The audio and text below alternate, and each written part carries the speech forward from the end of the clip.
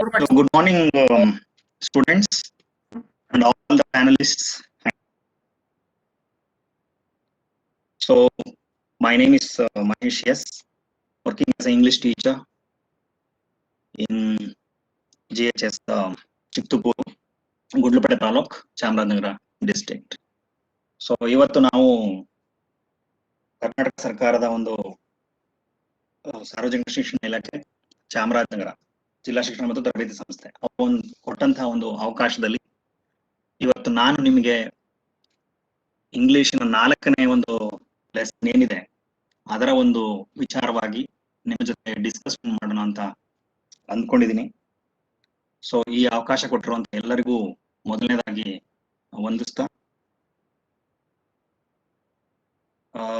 ಈಗಾಗಲೇ ಹೇಳಿದ ಹಾಗೆ ಇವತ್ತು ನಾವು ಇಂಗ್ಲಿಷ್ ನಲ್ಲಿ ಡಾಕ್ಟರ್ BR ಅಂಬೇಡ್ಕರ್ ಅನ್ನೋ ಒಂದು ಪಾಠವನ್ನ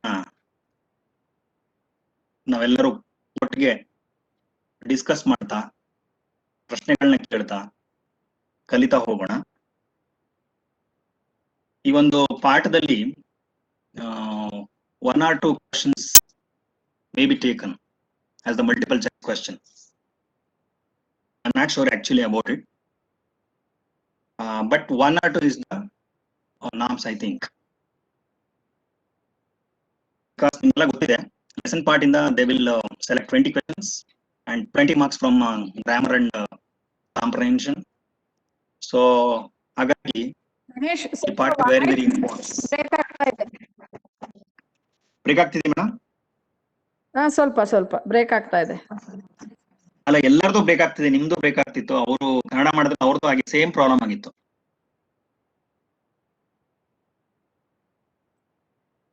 ನಿಮ್ಗೆ ನೆಟ್ವರ್ಕ್ ಏನಾದ್ರೂ ಪ್ರಾಬ್ಲಮ್ ಇರ್ಬೋದು, ಒಂಚೂರು ನೋಡಿ. ಹಾ ಈಗ ಮಾತಾಡಿ. ನಾನು ನೆಟ್ವರ್ಕ್ ಸ್ವಿಚ್ ಮಾಡಕ್ ಟ್ರೈ ಮಾಡ್ತೀನಿ ಮೇಡಮ್. ಓಕೆ. ಅಲ್ಲ, ನಿಮ್ದು ಕೇಳ್ತಾ ಇದೆ, ಬಟ್ ನಂದು ನೆಟ್ವರ್ಕ್ ಏನಾದ್ರು ಪ್ರಾಬ್ಲಮ್ ಇದ್ರೆ ಇನ್ನೊಂದ್ಸರಿ ಹೇಳಿ ನಾನು ಬೇರೆ ನೆಟ್ವರ್ಕ್ ಚೇಂಜ್ ಮಾಡ್ತೀನಿ, ನೋಡೋಣ. ಅದೇ ಅದಾದಾಗ ಹೇಳ್ತೀನಿ. ಓಕೆ, ಈಗಾಗಲೇ ಟೈಮ್ ಆಗಿದೆ. So without much further ado let us jump straightly into the lesson. So ಈಗಾಗಲೇ ಹೇಳಿದ್ದೀನಿ, the lesson name is doctor BR Ambedkar. I hope you are all ready to listen and learn the lesson.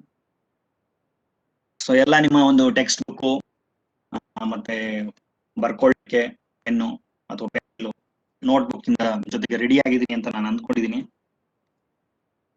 So ಈಗಾಗಲೇ ನನ್ನ ಪರಿಚಯ ಮಾಡ್ಕೊಂಡಿದ್ದೀನಿ, ಅದರ ಒಂದು screen ನಿಮ್ಗೆ ಬರ್ತಾ ಇದೆ. ಸೊ ಈಗ ನಾವು ನೇರವಾಗಿ ಪಾಠವನ್ನು ಪ್ರಾರಂಭ ಮಾಡೋಣ. So before that I would like to introduce the author of this lesson. So the name of the author is R. Venkataraman.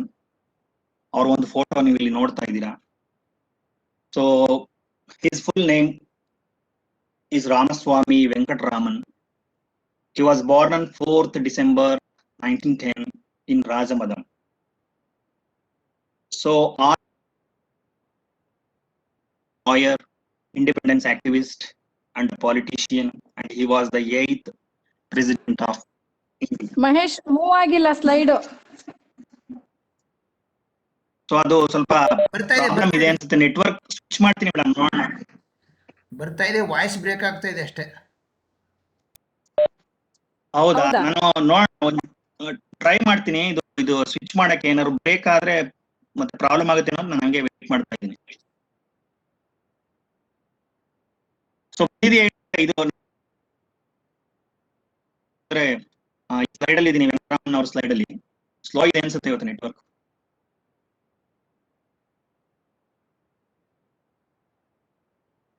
Okay, 1 ನಿಮಿಷ ನಾನು ಟ್ರೈ ಮಾಡ್ತೀನಿ, ಇಲ್ಲ ಅಂದ್ರೆ ಮತ್ತೆ ಚೆಕ್ ಮಾಡ್ತೀನಿ.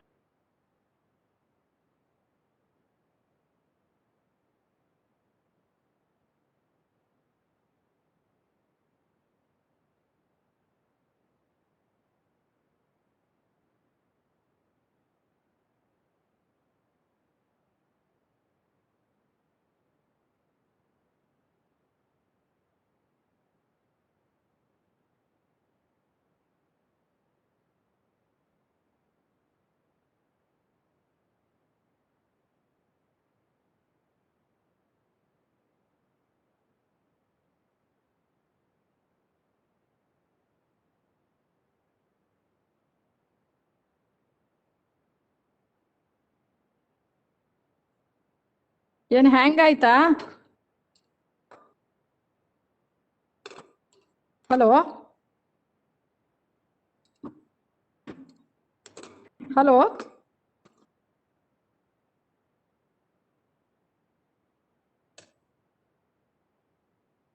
ಮೇಡಮ್ ಕೇಳಿಸ್ತಾ ಇದೆಯಾ ವಾಯ್ಸು? ಹಾ, ವಾಯ್ಸ್ ಕೇಳಿಸ್ತಾ ಇದೆ. ಸ್ಲೈಡ್ ಓಕೆ ಮಾತ್ರ ಓಕೆ ಪ್ರೆಸೆಂಟೇಡ್ ಅದೇ ಚಿಕ್ಕತಿಪ್ಪೂರು ಅಲ್ಲೇ ಇದೆ. ನಿಮ್ ಇಂಟ್ರೊಡಕ್ಷನ್ ಇಲ್ಲ ಇಲ್ಲ ಸ್ಲೈಡ್ ನಾನೇ ಇತ್ತು, ನನಗ್ ಮಾತ್ರ.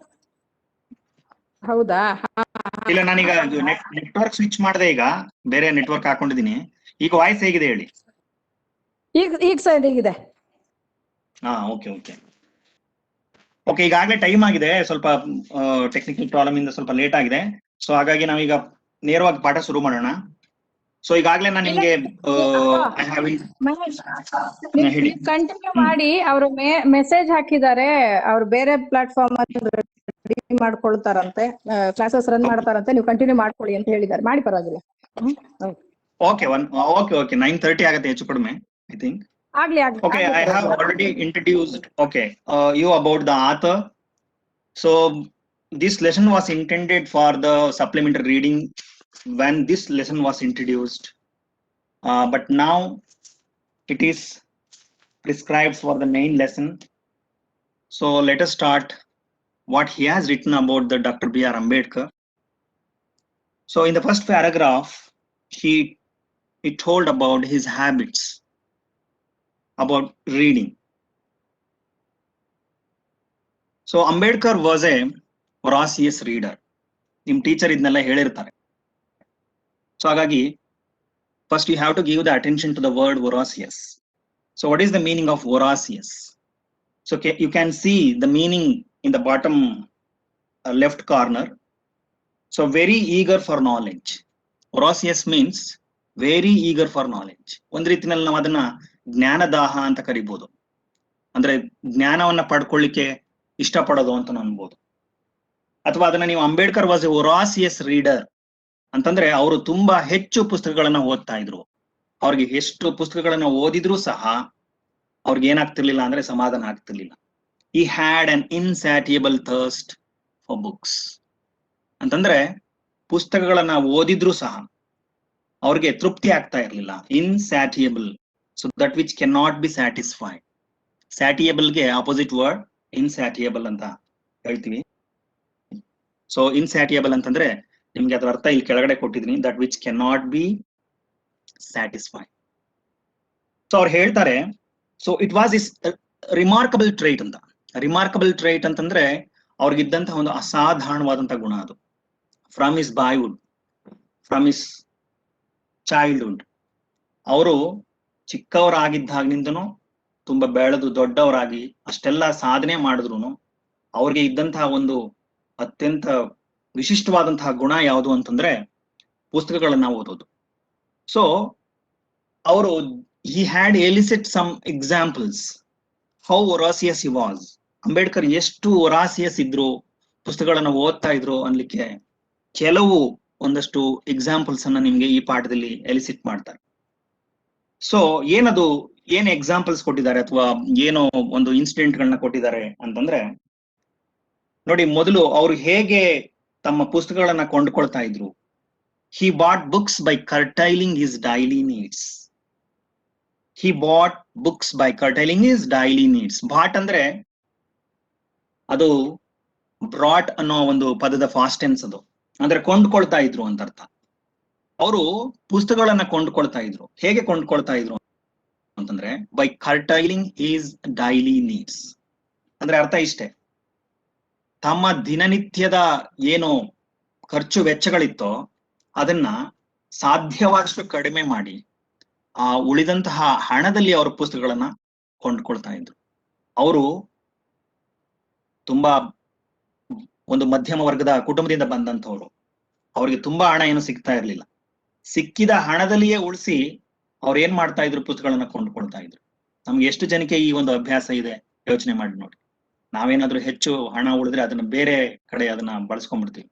ಆದ್ರೆ ಅವರು ಮಾಡ್ತಾ ಇದ್ದಿದ್ದೇನು ಅಂತಂದ್ರೆ ಈ ಬಾಟ್ ಬುಕ್ಸ್ ಅಷ್ಟೇ. ಅವ್ರು ಮಾಡ್ತಾ ಇದ್ದಿದ್ದೇನು ಅಂತಂದ್ರೆ ಹಣ ಉಳಿಸ್ಕೊಳ್ತಾ ಇದ್ರು, ಅದರಿಂದ ಪುಸ್ತಕಗಳನ್ನ ಕೊಂಡ್ಕೊಳ್ತಾ ಇದ್ರು. ಸೊ ಸೆಕೆಂಡ್ ಒನ್ ಏನು ಅಂತಂದ್ರೆ when he was in New York he purchased 2000 old books ಅಂತ.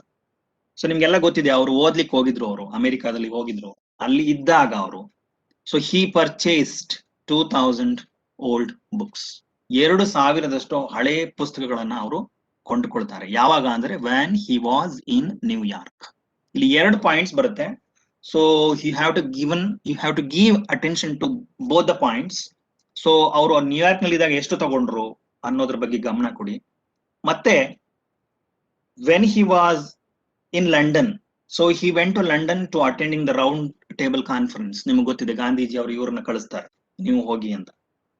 ಸೊ ಆಗ ಅವರು so he purchased 32 box full of boxes 32 ಬಾಕ್ಸ್ಗಳನ್ನ ತುಂಬುವಷ್ಟು, 32 ಬಾಕ್ಸ್ಗಳಲ್ಲಿ ತುಂಬುವಷ್ಟು ಪುಸ್ತಕಗಳನ್ನ ಅವರು ಲಂಡನ್ ನಲ್ಲಿ ಕೊಂಡ್ಕೊಳ್ತಾರೆ. ಸೊ ಈ ಇಷ್ಟು 3 ವಿಚಾರಗಳನ್ನ ಗಮನಿಸಿದಾಗ ನಮ್ಗೆ ಅನ್ಸೋದೇನು ಅಂತಂದ್ರೆ ಅವರು ಪುಸ್ತಕಗಳನ್ನ ತುಂಬಾ ಪ್ರೀತಿಸ್ತಾ ಇದ್ರು, ತುಂಬಾ ಇಷ್ಟ ಪಡ್ತಾ ಇದ್ರು. ಸೊ ಈ 2 ವಿಚಾರಗಳನ್ನ ನೀವು ಗಮನಿಸೋದಾದ್ರೆ ಇಲ್ಲಿ ಮುಖ್ಯವಾಗಿ ನೀವು ನೆನಪಲ್ಲಿ ಇಟ್ಕೋಬೇಕಾಗಿರೋದು ಏನು ಅಂದ್ರೆ what type of reader he was, how much he loved the books. So ಅದಕ್ಕೆ ಒಂದು ಪದ ಏನಿದೆ, ಈ ವೊರಾಸಿಯಸ್ ಅನ್ನೋ ಪದ ಏನಿದೆ, ಅದಕ್ಕೆ ನೀವು ಹೆಚ್ಚು ಗಮನ ಕೊಡಬೇಕು. ಮೊದಲಾಗಿದ್ರೆ 2 ಮಾರ್ಕ್ಸ್ಗೆ ಇದ್ರ ಮೇಲೆ ನಾವು 2 ಮಾರ್ಕ್ಸ್ ಕ್ವಶನ್ ಕೇಳ್ತಾ ಇದ್ವಿ, how can you prove Ambedkar was a voracious reader ಅಂತ.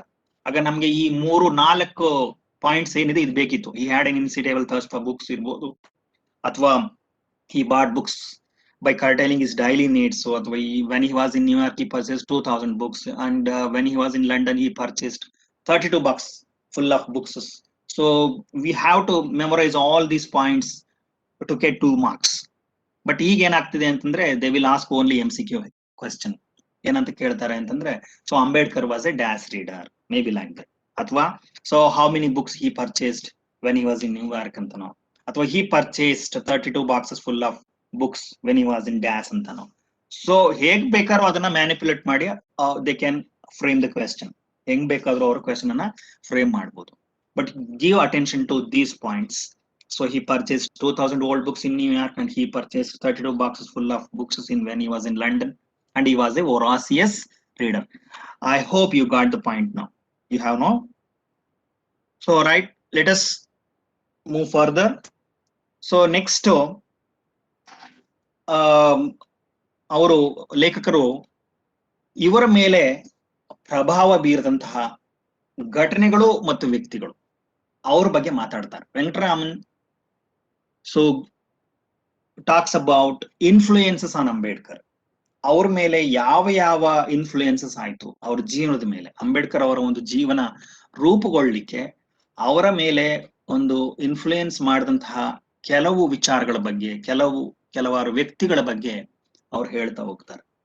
ಸೊ ಮೊದಲನೇ ವಿಚಾರ ಯಾವುದು ಅಂತಂದ್ರೆ, so it's very important point. ಅವರ ಒಂದು ವ್ಯಕ್ತಿತ್ವ ರೂಪುಗೊಳ್ಳಿಕ್ಕೆ ಕಾರಣವಾದಂತಹ ಒಂದು ಘಟನೆ ಅದು ಯಾವುದು ಅಂತಂದ್ರೆ when he was in USA. Ambedkar was in USA to study barrister. So ಆ ಒಂದು ಸಂದರ್ಭದಲ್ಲಿ ಏನಾಗುತ್ತೆ ಅಂತಂದ್ರೆ he was drawn to the 14th amendment of the Constitution of the USA. USA means you know that. So United States of America, which gave freedom to the black Americans. ಇಲ್ಲಿ 2 ಪದಗಳನ್ನ ನೀವು ತುಂಬಾ ಗಮನ ಇಟ್ಟು ನೆನ್ಪಿಟ್ಕೋಬೇಕು. What is that means? 14th amendment ಮತ್ತೆ black Americans. ಇದರಲ್ಲಿ actually ಇದನ್ನ ನಿಮ್ಗೆ ನಿಮ್ಮ ಟೀಚರ್ಸ್ ಹೇಳಿರ್ತಾರೆ ಅಂತ ನಾನು ಅನ್ಕೊಂಡಿದೀನಿ. ಇದ್ರ ಬಗ್ಗೆ ಮಾತಾಡೋದ್ರೆ ತುಂಬಾ ಮಾತಾಡ್ಬೋದು. ಯಾಕೆ ಅಂತಂದ್ರೆ ಇಲ್ಲಿ ನಿಮ್ಗೆ ಮೊದಲನೇದಾಗಿ ಬ್ಲಾಕ್ ಅಮೇರಿಕನ್ಸ್ಗೆ ಗೇವ್ ಫ್ರೀಡಮ್ ಅಂತಂದ್ರೆ ಯಾಕೆ ಅವ್ರಿಗೆ ಫ್ರೀಡಮ್ ಕೊಟ್ರು ಅಂತ ಒಂದು ಸಂದರ್ಭ ಏನಿತ್ತು, ಏನದು 14th ಅಮೆಂಡ್ಮೆಂಟ್ ಏನಿತ್ತು ಮತ್ತು ಅದು ಏನದು ಕೊಡ್ತು ನಿಮ್ಗೆ. ಇಲ್ಲಿ ನಾನು ಈ ಕಡೆ ಒಂದು ಚಿತ್ರದಲ್ಲಿ 14th ಅಮೆಂಡ್ಮೆಂಟ್ ಅಂದ್ರೆ ಏನು ಅಂತ ಸುಮ್ಮನೆ ಒಂದು ಸ್ಮಾಲ್ ಸ್ಕ್ರೀನ್ ಶಾಟ್ ಹಾಕೊಂಡಿದ್ದೀನಿ, ನೀವು ಅದನ್ನ ನೋಡ್ಬೋದು. ಬಟ್ ಇಲ್ಲಿ ನಾನು ತುಂಬಾ ಬ್ರೀಫ್ ಆಗಿ ಹೇಳ್ಬೇಕಾದಂತ ಒಂದು ಸಂದರ್ಭ ಇರೋದ್ರಿಂದ I would like to pay attention to 2 points only: 14th Amendment and the Black Americans. So constitution ಗಳಿಗೆ ನಾವು ಆವಾಗ ಸಂದರ್ಭ ಬಂದಾಗ ಏನ್ ಮಾಡ್ತೀವಿ ಅಂದ್ರೆ ಅಮೆಂಡ್ಮೆಂಟ್ಸ್ ನ ಮಾಡ್ತಾ ಹೋಗ್ತೀವಿ. ಸೊ ಅಂತಹ ಒಂದು ಅಮೆಂಡ್ಮೆಂಟ್ US ನಲ್ಲಿ ಅವರ ಕಾನ್ಸ್ಟಿಟ್ಯೂಷನ್ ಮಾಡ್ತಾರೆ. So that is called 14th amendment. So 14ನೇ ಒಂದು ಆ ತಿದ್ದುಪಡಿ ಏನಿದೆ ಅದು ಯಾರಿಗೆ ಸಂಬಂಧಪಟ್ಟಿದ್ದು ಅಂತಂದ್ರೆ, so all the citizens of America actually, ಅದರಲ್ಲೂ ಎಸ್ಪೆಷಲಿ ಸೊ ಬ್ಲಾಕ್ ಅಮೇರಿಕನ್ಸ್ ಬಗ್ಗೆ ಒಂದು ವಿಚಾರನ ಮೊದಲು ನೆನ್ಪಿಟ್ಕೊಳ್ಳಿ. ಇಟ್ಸ್ ಅಮೇರಿಕಾ ಇದೆಯಲ್ಲ, ಅದು ಒಂದು ದೊಡ್ಡ ಕಾಸ್ಮೋಪಾಲಿಟನ್ ಕಂಟ್ರಿ ಇದ್ದಂಗೆ. ಅದು ವಿವಿಧ ದೇಶಗಳಿಂದ ಹೋದಂತಹ ಒಂದು ಜನ ಅಲ್ಲಿ ವಾಸ ಮಾಡ್ತಾ ಇದ್ದಾರೆ. ಆದ್ರೆ ಮುಖ್ಯವಾಗಿ ಮೊದಲು ವೈಟ್ ಅಮೇರಿಕನ್ಸ್ ಅಂತ ಏನ್ ಕರೀತಾರೋ ಅವರ ಗುಲಾಮರಾಗಿ ಬ್ಲಾಕ್ ಅಮೇರಿಕನ್ಸ್ ನ ಅವರು ಇಟ್ಕೊಂಡಿದ್ರು. ಅವ್ರಿಗೆ ಯಾವ ಫ್ರೀಡಮು ಇರ್ಲಿಲ್ಲ, ಯಾವ ಸ್ವಾತಂತ್ರ್ಯವೂ ಇರ್ಲಿಲ್ಲ. ಹೇಗೆ ನಮ್ಗೆ ಬ್ರಿಟಿಷರಿಂದ ಸ್ವಾತಂತ್ರ್ಯ ಇರ್ಲಿಲ್ವೋ ಹಾಗೆ ಅಲ್ಲಿ ಅಮೇರಿಕನ್ನರ ಒಂದು ಗುಲಾಮರಾಗಿ ಈ ಬ್ಲಾಕ್ ಅಮೇರಿಕನ್ಸ್ ಇದ್ರು. ಆ ಸ್ಲೇವರಿ ಅನ್ನೋದು ಅಲ್ಲಿ ತುಂಬಾ ತುಂಬಾ ಕೆಟ್ಟದಾಗಿ ಇತ್ತು ಆ ಒಂದು ಅಮೇರಿಕಾದಲ್ಲಿ. ಸೊ ಅವರನ್ನ ಆ ಒಂದು ಸ್ಲೇವರಿಯಿಂದ ಹೊರಗಡೆ ತರಲಿಕ್ಕೆ ಮಾಡದಂತಹ ಒಂದು ತಿದ್ದುಪಡಿ ಏನಿದೆಯಲ್ಲ ಅದನ್ನ 14th amendment of the constitution of the USA. So that amendment gave freedom to the black Americans. So ಇದನ್ನ ಗಮನ ಇಟ್ಕೊಳ್ಳಿ. ಯಾವ ಪಾಯಿಂಟ್ ನೆನ್ಪಿಟ್ಕೋಬೇಕು ಅಂತಂದ್ರೆ, ಆ 14th ಅಮೆಂಡ್ಮೆಂಟ್ ಏನಿದೆ ಅದು ಯಾರಿಗೆ ಸ್ವಾತಂತ್ರ್ಯವನ್ನು ಕೊಡ್ತು ಅಂತಂದ್ರೆ, that gave freedom to the black Americans. So ಅದು ಇಬ್ಬರಿಗೂ ಸಮಾನವಾದ ಹಕ್ಕುಗಳನ್ನ ಕೊಡ್ತು, ಅವಕಾಶಗಳನ್ನ ಕೊಡ್ತು, ಬ್ಲಾಕ್ ಅಮೇರಿಕನ್ಸ್ ಮತ್ತು ವೈಟ್ ಅಮೇರಿಕನ್ಸ್. ಅಲ್ಲಿವರೆಗೆ ಬ್ಲಾಕ್ ಅಮೇರಿಕನ್ಸ್ಗೆ ಯಾವ ಸ್ವಾತಂತ್ರ್ಯವೂ ಇರಲಿಲ್ಲ. ಸೊ ಇದು ಹೇಗೆ ಅಂಬೇಡ್ಕರ್ ಅವರ ಮೇಲೆ ಇನ್ಫ್ಲೂಯೆನ್ಸ್ ಮಾಡಿ, how did this incident, this amendment, this 14th amendment made impact, influenced Ambedkar. ಆ ವಿಚಾರದ ಬಗ್ಗೆ ನಾವು ತಿಳ್ಕೊಬೇಕಾಗತ್ತೆ. ಯಾಕೆ ಇವ್ರಿಗೆ ಅದು ಅಷ್ಟು ಗಮನ ಎಳೀತು ಅದು ಅವ್ರ ಕಡೆ ಅಂತಂದ್ರೆ, ಇಂಡಿಯಾದಲ್ಲೂ ಇದೇ ತರ ಒಂದು ಪ್ಯಾರಲಲ್ ಸಿಚುವೇಶನ್ ಇತ್ತು. ಅದನ್ನ ನೀವು ಗಮನಿಸಬಹುದು. ಇಲ್ಲೂ ಡಿಪ್ರೆಸ್ಡ್ ಕ್ಲಾಸಸ್ ಇತ್ತು, ಡೌನ್ ಟ್ರೋಡನ್ ಪೀಪಲ್ ಇದ್ರು, ಶೆಡ್ಯೂಲ್ಡ್ ಟ್ರೈಬ್ಸ್, ಶೆಡ್ಯೂಲ್ಡ್ ಕ್ಯಾಸ್ಟ್ಸ್ ಎಲ್ಲ ಇತ್ತು. ಅಲ್ಲಿ ಹೇಗೆ ಬ್ಲಾಕ್ ಅಮೇರಿಕನ್ಸ್ಗೆ ಸ್ವಾತಂತ್ರ್ಯ ಇರ್ಲಿಲ್ವೋ ಹಾಗೆ ಇಲ್ಲೂ ಸಹ ಈ ಡಿಪ್ರೆಸ್ಡ್ ಕ್ಲಾಸಸ್ ಅಂತ ಏನ್ ಕರಿತೀವೋ ಅವರಿಗೂ ಸಹ ಸ್ವಾತಂತ್ರ್ಯ ಇರ್ಲಿಲ್ಲ ಇಲ್ಲಿ. ಅಂದ್ರೆ ಅವ್ರನ್ನ ಎಲ್ಲಾ ರೀತಿನಲ್ಲೂ ಏನಾಗಿತ್ತು ಅಂದ್ರೆ ಸಮಾಜದಲ್ಲಿ ಅವರನ್ನ ಕೆಳಗಡೆ ತುಳಿಲಾಗಿತ್ತು. ಸೊ ಹಾಗಾಗಿ ಅವ್ರಿಗೆ ಏನ್ ಅನ್ನಿಸ್ತು ಅವತ್ತು ಅಂತಂದ್ರೆ, ಭಾರತದಲ್ಲಿಯೂ ನಾವು ಯಾಕೆ ಒಂದು ಸಂವಿಧಾನವನ್ನ ಬಂದ್ರೆ ಅಲ್ಲಿ ಇಬ್ಬರಿಗೂ ಸಮಾನವಾದ ಅವಕಾಶಗಳನ್ನ ಕೊಟ್ಟು ಇವರನ್ನು ನಾವು ಮೇಲೆ ತರಬಹುದಲ್ಲ ಅಂತ ಅವ್ರಿಗೆ ಅವತ್ತೇ ಅನಿಸ್ತು. ಸೊ ಅದನ್ನ ಅವರು ತಮ್ಮ ಒಂದು ಕಾನ್ಸ್ಟಿಟ್ಯೂಷನ್ ಮಾಡುವಾಗ, ಅವರು ಡ್ರಾಫ್ಟಿಂಗ್ ಕಮಿಟಿ ಚೇರ್ಮನ್ ಆದಾಗ ಅದನ್ನ ಈ ಒಂದು ಪ್ರಭಾವ ಅವ್ರ ಮೇಲೆ ಖಂಡಿತ ಕೆಲಸ ಮಾಡಿದೆ. ಮತ್ತೆ ವೆಂಕಟರಾಮನ್ ಇವ್ರ ಮೇಲೆ ಪ್ರಭಾವ ಬೀರಿದಂತಹ ಮುಖ್ಯವಾದ ವ್ಯಕ್ತಿಯ ಬಗ್ಗೆ ಹೇಳ್ತಾರೆ. So Baba Saheb came to be greatly influenced by the life and work of Mahatma Phule. So ಇವರು ಮಹಾತ್ಮ ಫುಲೆ ಅನ್ನೋ ಒಬ್ಬ ಮಹಾನ್ ವ್ಯಕ್ತಿಯಿಂದ ಇವರು ಮೊದಲನೇದಾಗಿ ಏನಾಗ್ತಾರೆ ಅಂತಂದ್ರೆ ಪ್ರಭಾವಕ್ಕೆ ಒಳಗಾಗ್ತಾರೆ. He was greatly influenced the life and work of Mahatma Phule. He was a great visionary, Mahatma Phule. ಅವರ ಒಂದು ಜೀವನ ಮತ್ತು work, so both influenced a lot Ambedkar. Mahatma Phule worked towards a classless society and women's upliftment. ಇಲ್ಲಿ ತುಂಬಾ ಹೇಳೋದಿದೆ, but ನಾನು ಇಷ್ಟಕ್ಕೆ ಅದನ್ನ ನಿಲ್ಲಿಸ್ತಾ ಇದ್ದೀನಿ. ಸೊ ಮಹಾತ್ಮ ಫುಲೆ ಯಾವ ಒಂದು ಕೆಲಸವನ್ನ ಮಾಡ್ತಾ ಇದ್ರು ಅವತ್ತು ಅಂತಂದ್ರೆ, ಅವರು ಈ ವಾಸ್ ಡ್ರೀಮಿಂಗ್ ಆಫ್, ಅವರು ಯಾವ್ದನ್ನ ಕನ್ಸ್ ಕಾಣ್ತಾ ಇದ್ರು ಅಂತಂದ್ರೆ ಕ್ಲಾಸ್ಲೆಸ್ ಸೊಸೈಟಿ ಇರಬೇಕು ಮತ್ತು ವಿಮೆನ್ಸ್ಗೆ ಒಂದು ಸಮಾನವಾದ ಅವಕಾಶಗಳಿರ್ಬೇಕು, ಅವರನ್ನ ಮೇಲೆ ತರಬೇಕು ಅನ್ನೋ ಒಂದು ನಿಟ್ಟಿನಲ್ಲಿ ಅವ್ರು ಕೆಲಸ ಮಾಡ್ತಾ ಇದ್ರು. ಸೊ ಇವರ ಒಂದು ಕೆಲಸ ಮತ್ತು ಜೀವನ ಅಂಬೇಡ್ಕರ್ ಅವ್ರ ಮೇಲೆ ತುಂಬಾ ಪ್ರಭಾವನ ಬೀರ್ತು. ಹಾಗೆ ಅದಾದ್ಮೇಲೆ ಗಾಂಧೀಜಿಯವರು ಸಹ ಅಂಬೇಡ್ಕರ್ ಅವರ ಮೇಲೆ ಒಂದು ಪ್ರಭಾವನ ಬೀರಿದ್ದಾರೆ. Gandhiji was also trying to reform Indian society which included the uplift the depressed classes. Gandhiji ಅವರು ಸಹ ಲಂಡನ್ ಇಂದ ಸೌತ್ ಆಫ್ರಿಕಾದಿಂದ ಬರ್ತಾರೆ, ಬಂದು ಇಂಡಿಯಾದಲ್ಲಿ ತಮ್ಮ ಕೆಲಸವನ್ನ ಪ್ರಾರಂಭ ಮಾಡ್ತಾರೆ. ಮಾಡಿದಾಗ ಅವ್ರು ಮಾಡಿದಂಥದ್ದೇನು ಅಂತಂದ್ರೆ, he was also A great reformer. So he was trying to reform the Indian society. So there were so many discriminations in Indian society. So we were ruled by the British. We didn't have any freedom. So ಹಾಗಾಗಿ ಅವ್ರು ಏನ್ ಮಾಡಿದ್ರು ಅಂತಂದ್ರೆ he decided to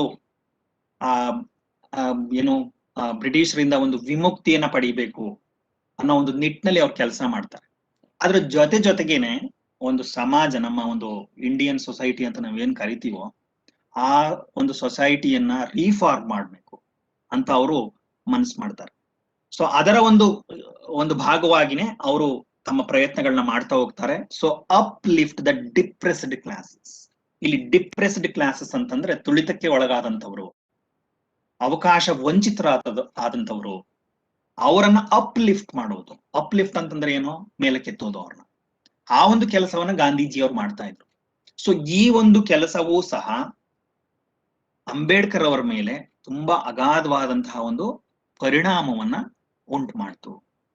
so he was greatly influenced by two great visionaries, Mahatma Phule and Mahatma Gandhiji. So both have a great influence on Ambedkar. They both shaped his character. So his traits, ಅವ್ರದ್ದು ಏನು ಗುಣಲಕ್ಷಣಗಳಿತ್ತು ಅವೆಲ್ಲವೂ ಸಹ ಇಂತಹ ಒಂದು ಮಹಾನ್ ವ್ಯಕ್ತಿಗಳಿಂದ ಪಡ್ಕೊಂಡಂತಹ ಒಂದು ಗುಣಲಕ್ಷಣಗಳೇ ಆಗಿದೆ. ಹಾಗೆ ಇಲ್ಲಿ ಮತ್ತೊಂದು ವಿಚಾರದ ಬಗ್ಗೆ ಇಲ್ಲಿ ಗಮನ ಸೆಳೀತಾರೆ. Gandhiji termed the depressed classes as Harijan. ಇಲ್ಲಿ ಈ ಪದವನ್ನ ನೆನ್ಪಿಟ್ಕೊಳ್ಳಿ, ಇದ್ರ ಮೇಲೂ ಸಹ there might be a question. So Gandhiji termed the depressed classes as Harijan ಅಂತಂದ್ರೆ ಅರ್ಥ ಇಷ್ಟೇ: ಗಾಂಧೀಜಿಯವರು ಈ ಡಿಪ್ರೆಸ್ಡ್ ಕ್ಲಾಸಸ್ ಅದು ಡಿಪ್ರೆಸ್ಡ್ ಕ್ಲಾಸ್ ಅಂತಾನೆ it is not one caste, it is comprised of hundreds and hundreds of castes. ನೂರಾರು ಜಾತಿಗಳನ್ನ ಒಟ್ಟಾಗಿ ಸೇರಿಸಿ ಇಲ್ಲಿ ನಾವು depressed and down trodden class ಅಂತ ಕರಿತೀವಿ, ಅಥವಾ ತುಳಿತಕ್ಕೆ ಒಳಗಾದವರು ಅಂತ ಕರಿತೀವಿ. ಅವರ ಜಾತಿಯ ಹೆಸರುಗಳಿಂದ ಕರೆಯೋದು ಬೇಡ, ಅವ್ರನ್ನ ಹರಿಜನ, ದೇವರಿಗೆ ಹತ್ತಿರವಾದವರು ಅಂತ ಕರೆಯೋಣ ಅಂತ ಹೇಳಿ ಗಾಂಧೀಜಿಯವರು ಅವರನ್ನ ಹರಿಜನ ಅಂತ ಕರೆದ್ರು. ಸೊ ಹಾಗಾಗಿ this is also very important point, ನೆನ್ಪಿಟ್ಕೊಳ್ಳಿ ಇದನ್ನ. ಸೊ ಗಾಂಧೀಜಿಯವರು ಡಿಪ್ರೆಸ್ಡ್ ಕ್ಲಾಸಸ್ ಅನ್ನ ಏನಂತ ಕರೆದ್ರು ಅಂತ ಕೇಳ್ತಾರೆ. So Gandhiji term the depressed classes as dash ಅಂತ ಕೇಳ್ತಾರೆ. ಈಗ ಮಲ್ಟಿಪಲ್ ಚಾಯ್ಸ್ ಕ್ವಶನ್ ಆಗಿರೋದ್ರಿಂದ ಸೊ ದ ಆನ್ಸರ್ ಇಸ್ ಹರಿಜನ.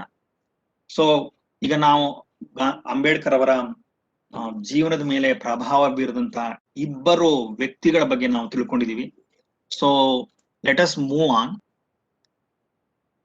ಇಲ್ಲಿ ಈ ಒಂದು ಸ್ಲೈಡ್ ನಲ್ಲಿ ನಾನು ಹೇಳಲಿಕ್ಕೆ ಹೊರಟಿರೋದು ಏನು ಅಂತಂದ್ರೆ, news papers started by Ambedkar. ಈ ಅಂಬೇಡ್ಕರ್ ಅವರು ಏನ್ ಮಾಡ್ತಾರೆ ಅಂತಂದ್ರೆ, ಈ ಡಿಪ್ರೆಸ್ಡ್ ಕ್ಲಾಸಸ್ ಏನಿದ್ರು ಅವರಿಗೆ ಒಂದು ಜಾಗೃತಿಯನ್ನ ಉಂಟು ಮಾಡಬೇಕು ಅನ್ನೋ ಒಂದು ಕಾರಣದಿಂದ ಈ ಸ್ಟಾರ್ಟೆಡ್ ನ್ಯೂಸ್ ಪೇಪರ್ಸ್. ಆ ನ್ಯೂಸ್ ಪೇಪರ್ಗಳ ಮೂಲಕ ಅವರು ಒಂದು ತುಳಿತಕ್ಕೆ ಒಳಗಾದವರಿಗೆ, ಅಥವಾ ಏನೋ ಆ SC/ST ಅಂತ ಏನ್ ನಾವು ಕರಿತಾ ಇದೀವೋ ಅವರನ್ನ ಮೇಲೆತ್ತಲಿಕ್ಕೆ, ಅವರಲ್ಲಿ ಜಾಗೃತಿಯನ್ನ ಮೂಡಿಸ್ಲಿಕ್ಕೆ, ಒಂದು ಅವೇರ್ನೆಸ್ ಮೂಡಿಸ್ಲಿಕ್ಕೆ, ಅವರ ಗತಿಗಳ ಬಗ್ಗೆ ಒಂದು ಜ್ಞಾನವನ್ನ ಉಂಟು ಮಾಡ್ಲಿಕ್ಕೆ ಈ started many, actually 3 newspapers. The first one is Mooknayak. ಇಲ್ಲಿ ನೀವು ನೋಡ್ತಾ ಇದ್ದೀರಿ. So you have to remember these 3 papers. ಅವ್ರ ಕ್ವಶನ್ ಹೆಂಗ್ ಬೇಕಾದ್ರೂ ಕೇಳ್ಬೋದು, ಪಾಸಿಟಿವ್ ಆಗಿರೂ ಕೇಳ್ಬೋದು, ನೆಗೆಟಿವ್ ಆಗಿರೂ ಕೇಳ್ಬೋದು.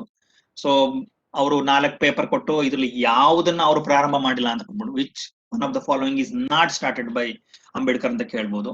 ಅಥವಾ 4 ಆಪ್ಷನ್ ಅಲ್ಲಿ ಕೇಳ್ಬೋದು. ಏನಂತ ಕೇಳ್ಬೋದು ಅಂತಂದ್ರೆ, ಇದರಲ್ಲಿ ಯಾವ ಒಂದು ಪೇಪರ್ ಅನ್ನ ಅವರು ಪ್ರಾರಂಭ ಮಾಡಿದ್ರು, ಅಥವಾ so which of the following paper is started by Ambedkar ಅಂತ ಕೇಳ್ಬೋದು. ಸೊ ಹಾಗಾಗಿ ನೀವು ಈ 3 ಪೇಪರ್ಗಳನ್ನ ಹೆಸರನ್ನ ನೀವು ನೆನ್ಪಿಟ್ಕೋಬೇಕಾಗುತ್ತೆ. So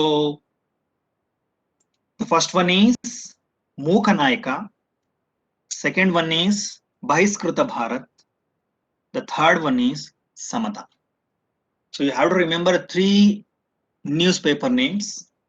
So memorize it: Mookanayaka, Bahiskruta Bharat and Samata. These were the papers started by Ambedkar to awaken the depressed classes, to give messages, to arise their consciousness, so towards their freedom. So ಮತ್ತು ಇಲ್ಲಿ ಅವರು ಬ್ರಿಟಿಷರ ವಿರುದ್ಧದ ಒಂದು ಹೋರಾಟಕ್ಕೂ ಸಹ ಈ ಒಂದು ಪತ್ರಿಕೆಗಳನ್ನ ಬಳಸ್ಕೊಂಡಿದ್ದಾರೆ. So ಮುಂದೆ ನಾವು ನೋಡುವಂತಹ ಒಂದು ವಿಚಾರ ಏನು ಅಂತಂದ್ರೆ, ನ್ಯೂಸ್ ಪೇಪರ್ಗಳನ್ನ ಪ್ರಾರಂಭ ಮಾಡೋದರ ಜೊತೆಗೆ ಅವರು ಕೆಲವು ಸಂಘ ಸಂಸ್ಥೆಗಳನ್ನ, ಇನ್ಸ್ಟಿಟ್ಯೂಷನ್ಸ್ ಅಂತ ಕರಿತೀವಿ. So he set up. So ಈ ಒಂದು ವಿಚಾರ ನಾವು ಏನು ತಿಳ್ಕೊತಾ ಇದೀವಿ ಇಲ್ಲಿ ಅಂತಂದ್ರೆ, institution set up by Ambedkar. That means ಎಷ್ಟು ಒಂದು ಇನ್ಸ್ಟಿಟ್ಯೂಷನ್ ಗಳನ್ನ ಅವರು ಎಸ್ಟಾಬ್ಲಿಷ್ ಮಾಡಿದ್ರು ಅಂತ. ಅವರು ಮಾಡಿದಂತಹ ಒಂದು 2 ಮುಖ್ಯವಾದಂತಹ ಒಂದು ಸಂಘಗಳು ಯಾವುದು, ಇನ್ಸ್ಟಿಟ್ಯೂಷನ್ಸ್ ಯಾವುದು ಅಂತಂದ್ರೆ, ದ ಫಸ್ಟ್ ಒನ್ ಈಸ್ ಹಿತಕಾರಿಣಿ ಸಭಾ. ಹಿತಕಾರಿಣಿ ಸಭಾ. ಸೊ ನೀವು ಹೇಗೆ ನ್ಯೂಸ್ ಪೇಪರ್ಗಳು ಯಾವ್ಯಾವುದು, ಮೂಕನಾಯಕ ಇರ್ಬೋದು, ಬಹಿಷ್ಕೃತ ಭಾರತ್ ಇರ್ಬೋದು, ಸಮತ ಇರ್ಬೋದು, ಹೇಗೆ ನೆನ್ಪಿಟ್ಕೊಂಡಿದ್ದೀರೋ ಹಾಗೆ you have to remember Hitakarini Sabha ಮೊದಲನೇದು, ಮತ್ತು independent labour party so of India. Actually I have missed that part, of India ಅನ್ನೋದನ್ನ ಮರ್ತಿದ್ದೀನಿ. So you have to add that one. So ಈಗ ಮಲ್ಟಿಪಲ್ ಚಾಯ್ಸ್ ಕ್ವೆಶನ್ ಆಗಿರೋದ್ರಿಂದ ವಿ ಕೆನಾಟ್ ಏನಂತ ಹೇಳಿ ಅಂದ್ರೆ ಫ್ಯಾಥಮ್, ನಾವು ಅಷ್ಟು ಸುಲಭವಾಗಿ ಹೇಳಕ್ಕಾಗಲ್ಲ ಇಂಥದ್ರ ಮೇಲೆನೆ ಅವ್ರು ಕ್ವಶನ್ ಫ್ರೇಮ್ ಮಾಡ್ತಾರೆ ಅಂತ. So you have to read the textbook thoroughly. You have to remember all the small details. ನೀವು ಪ್ರತಿಯೊಂದು ಸ್ಮಾಲ್ ಡೀಟೇಲ್ಸ್ ಅನ್ನು ನೀವು ಓದ್ಬೇಕಾಗುತ್ತೆ, ನೆನ್ಪಿಟ್ಕೋಬೇಕಾಗುತ್ತೆ. So I tried my level best to point out all the facts, all the factorials. ಏನು ನಾವು factual questions ಅಂತ ಏನ್ ಹೇಳ್ತೀವೋ ಅವುಗಳ ಮೇಲೆ ಎಲ್ಲೆಲ್ಲಿ ಸಾಧ್ಯನೋ ಅಲ್ಲೆಲ್ಲ ನಾನು ತಗೊಂಡಿದ್ದೀನಿ. ಸೊ ಹಾಗಾಗಿ ನೀವು ಇದ್ರಲ್ಲೂ ಹೆಚ್ಚು ಗಮನ ಕೊಡಿ. So what are the institutions set up by Ambedkar, ಅಥವಾ what are the institutions established by Ambedkar ಅಂತ ಕೇಳ್ಬೋದು. ಅಥವಾ ಸೆಟಪ್ ಅನ್ನೋ ಪದಕ್ಕೆ ಫಂಡ್ ಅಂತ ಬರೀಬಹುದು, ಫೌಂಡೆಡ್ ಅಂತ ಬರ್ಬೋದು. ಸೊ ಹಾಗಾಗಿ ನೀವು ಆ ಪದಗಳನ್ನ ನೆನ್ಪಿಟ್ಕೊಳ್ಳಿ. ಸೊ ಮೊದಲನೇದು ಹಿತಕಾರಿಣಿ ಸಭಾ, ಎರಡನೇದು independent labour party of India. So ಅದು ಆ 2 ಪದ ಸೇರಿಸ್ಕೊಳ್ಳಿ, ಆಫ್ ಇಂಡಿಯಾ ಅನ್ನೋದನ್ನ. ಸೊ ಈ 2 ಒಂದು ನ್ಯೂಸ್ ಪೇಪರ್ ಆಗಿರ್ಬೋದು ಅಥವಾ ಈ ಸಂಘಗಳಾಗಿರ್ಬೋದು, ಇವುಗಳನ್ನ ಮಾಡಿದಂತಹ ಒಂದು ಉದ್ದೇಶ ಏನು ಅಂತ ನಿಮ್ಗೆ ಹೇಳಿದೀನಿ ನಾನು ಈಗಾಗ್ಲೇ. ಅವರು ಒಂದು ಜಾಗೃತಿಯನ್ನ ಮೂಡಿಸ್ಲಿಕ್ಕೆ ಅವರು. ಮತ್ತೆ ಇಲ್ಲಿ ಮತ್ತೊಂದು ಪಾಯಿಂಟ್ ಅನ್ನ ನೀವು ನೆನ್ಪಿಟ್ಕೋಬೇಕಾಗುತ್ತೆ. So Baba Saheb devoted all his life. ಅವ್ರ ಇಡೀ ಜೀವನವನ್ನ ಜನರಲ್ಲಿ ಒಂದು ಜಾಗೃತಿಯನ್ನ ಮೂಡಿಸೋದಿಕ್ಕೇನೆ ಅವ್ರು ಏನ್ ಮಾಡ್ತಾರೆ ಅಂತಂದ್ರೆ ಮುಡುಪಾಗಿಡ್ತಾರೆ. ಸೊ ಅವರು ಹಿಸ್ ಟ್ಯಾಲೆಂಟ್ಸ್, ಹೌದಲ್ಲ, his time, his life, so everything, he devoted all his time and talents for the amelioration ಅಂತ ಕರೀತಾರೆ. ಅಮಿಲಿಯರೇಷನ್ ಅಂದ್ರೆ ಕಡಿಮೆ ಮಾಡೋದು ಅಂತ. ಆಫ್ ಹಿಸ್ ಅಂಡರ್ ಪ್ರಿವಿಲೇಜ್ಡ್, ಇಲ್ಲಿ ಅಂಡರ್ ಪ್ರಿವಿಲೇಜ್ಡ್ ಅನ್ನೋ ಪದಾನು ಇದೆಯಲ್ಲ, ಅದನ್ನ ನೀವು ಗಮನ ಇಡಬೇಕಾಗತ್ತೆ. So depressed classes, underprivileged classes, ಅವಕಾಶ ವಂಚಿತರು, ಡಿಪ್ರೆಸ್ಡ್ ತುಳಿತಕ್ಕೆ ಒಳಗಾದರು, so downtrodden people. So these are the words to use the lower caste ಆಗಿನ ಕಾಲದಲ್ಲಿ. ಹಾಗಾಗಿ ಅವರು ಇಡೀ ತಮ್ಮ ಸಮಯ ಏನಿದೆ, ತಮ್ಮ ಜೀವನ ಏನಿದೆ, ತಮ್ಮ ಟ್ಯಾಲೆಂಟ್ ಏನಿದೆ, so everything he devoted so to ameliorate, to decrease, to get down. So ಅವರ ಒಂದು ಕಷ್ಟಗಳೇನಿತ್ತೋ ಅದನ್ನೆಲ್ಲ ಕಡಿಮೆ ಮಾಡ್ಲಿಕ್ಕೆ ಅವರು ತಮ್ಮ ಇಡೀ ಜೀವನವನ್ನ ಮುಡುಪಾಗಿಟ್ಟಿರ್ತಾರೆ. ಸೊ ಮುಂದೆ ಹೋಗೋಣ. ಇದರಲ್ಲಿ ಒಂದು ಅವರು ಹೇಗೆ ಒಂದು ಸರ್ಕಾರದ ಒಂದು ಭಾಗವಾಗಿ ಹೇಗೆ ಅವರು ಕೆಲಸಗಳನ್ನ ಮಾಡಿದ್ರು ಅನ್ನೋ ವಿಚಾರ ಇದೆ. ನನಗೆ ಅದರಲ್ಲಿ ಮುಖ್ಯವಾಗಿ ಕಾಣಿಸಿದ್ದು, Baba Saheb was elected to the Bombay legislative assembly in the elections under the constitution of Indian act 1935. ಇಲ್ಲಿ ಯಾವ ಒಂದು ಆಕ್ಟಿನ ಪ್ರಕಾರ ಅವರು ಗೆದ್ರು ಅಂತ. ಇದರಲ್ಲಿ ನಿಮ್ಗೆ ತುಂಬಾ ವಿಚಾರಗಳನ್ನ ಹೇಳಿದ್ರೆ ಇದೆಲ್ಲ ಅರ್ಥ ಆಗುತ್ತೇನೋ, ಬಟ್ ಇಲ್ಲಿ ಸಮಯದ ಅವಕಾಶ ಇಲ್ಲದೆ ಇರೋದ್ರಿಂದ ನೀವು ಇಷ್ಟನ್ನ ಮಾತ್ರ ನೆನ್ಪಿಟ್ಕೊಳ್ಳಿ. ಏನು ಅಂತಂದ್ರೆ, so Baba Saheb Ambedkar became MLA.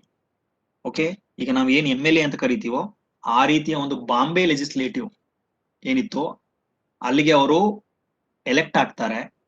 ಯಾವ ಒಂದು ಆಕ್ಟ್ ನ ಅಂಡರ್ ನಲ್ಲಿ ಆಗ್ತಾರೆ ಅಂತ ನೆನ್ಪಿಟ್ಕೊಳ್ಳಿ. ಸೊ ಅವ್ರು ಯಾವ ಒಂದು ಅಸೆಂಬ್ಲಿಗೆ ಆಗ್ತಾರೆ ಅಂತ ನೆನ್ಪಿಟ್ಕೊಳ್ಳಿ. And also remember under which constitution or which act actually. So ಯಾವ ಒಂದು ಆಕ್ಟ್ ನ ಅಂಡರ್ ನಲ್ಲಿ ಅವರು MLA ಆಗಿದ್ರು ಅನ್ನೋದನ್ನ ನೆನ್ಪಿಟ್ಕೊಳ್ಳಿ.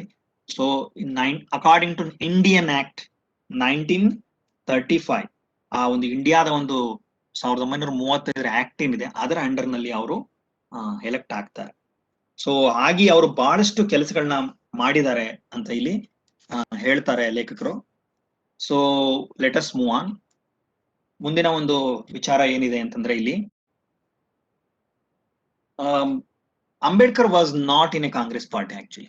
ಆಗ ಅವರು ಇರ್ಲಿಲ್ಲ. ಅವರು ಅಂತಹ ಒಂದು ಸಂದರ್ಭದಲ್ಲೂ ಇಂಡಿಯನ್ ನ್ಯಾಷನಲ್ ಕಾಂಗ್ರೆಸ್ ಏನಿದೆ ಇವರನ್ನ ಡ್ರಾಫ್ಟಿಂಗ್ ಕಮಿಟಿಯ ಚೇರ್ಮನ್ ಆಗಿ ಮಾಡ್ತಾರೆ. ಅವ್ರು ಯಾಕೆ ಮಾಡ್ತಾರೆ ಮತ್ತು ಹೇಗಾಯ್ತು ಅದು ಅನ್ನೋದ್ರ ಬಗ್ಗೆ ಇಲ್ಲಿ ಒಂದಷ್ಟು ಬೆಳಕು ಚೆಲ್ತಾರೆ ಲೇಖಕರು.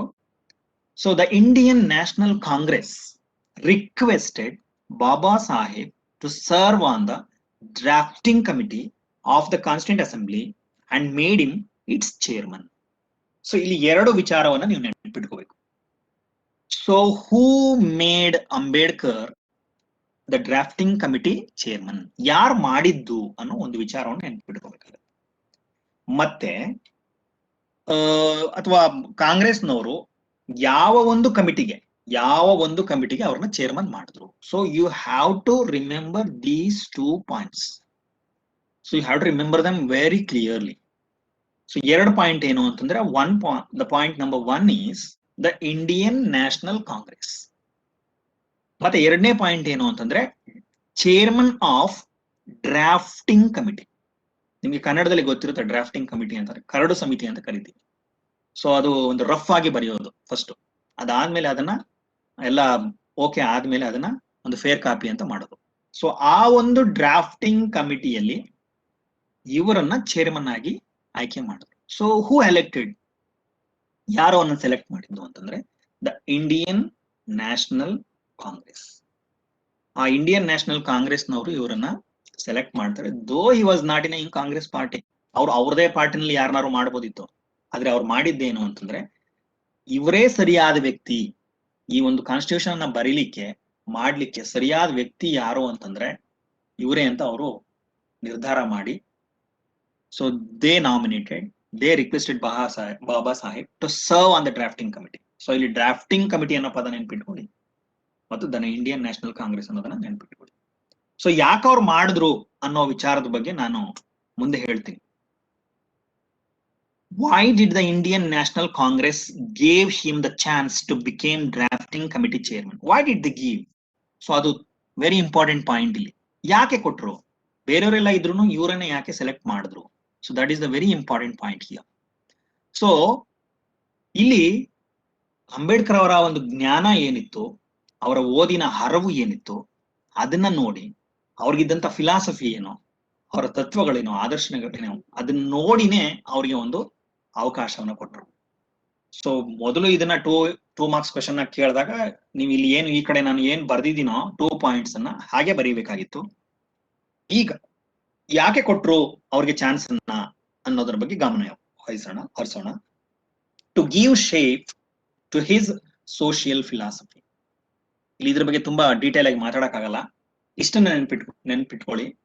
ಅಂಬೇಡ್ಕರ್ ಅವರಿಗೆ ಇದ್ದಂತಹ ಒಂದು ಸೋಷಿಯಲ್ ಫಿಲಾಸಫಿ ಅಂದ್ರೆ ಸಮಾಜದ ಬಗ್ಗೆ ಇದ್ದಂತಹ ಒಂದು ಅವರ ದೃಷ್ಟಿಕೋನ ಅಂತ ನೆನ್ಪಿಟ್ಕೊಳ್ಳಿ ಸಾಕು.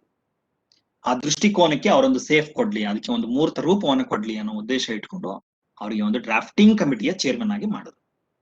To give shape to his undying faith in the dignity of human beings. ಇಲ್ಲಿ ಡಿಗ್ನಿಟಿ ಆಫ್ ಹ್ಯೂಮನ್ ಬೀಯಿಂಗ್ಸ್ ಅಂತ ಮಾತಾಡಿದಾಗ so every human has his own dignity.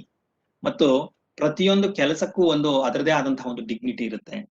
So ಹಾಗಾಗಿ ಈ ಭಾರತದ ಒಳಗಡೆ ವಾಸ ಮಾಡ್ತಾ ಇದ್ದಂತ ಪ್ರತಿಯೊಬ್ಬ ಪ್ರಜೆಗೂ ಅವನಿಗೆ ಒಂದು ಗೌರವವನ್ನ ಕೊಡಬೇಕು, ಅವನಿಗೆ ಅವನದೇ ಆದಂತಹ ಒಂದು ಡಿಗ್ನಿಟಿಯನ್ನ ಕೊಡಬೇಕು ಅನ್ನೋ ಉದ್ದೇಶ Ambedkar ಅವ್ರಿಗಿತ್ತು.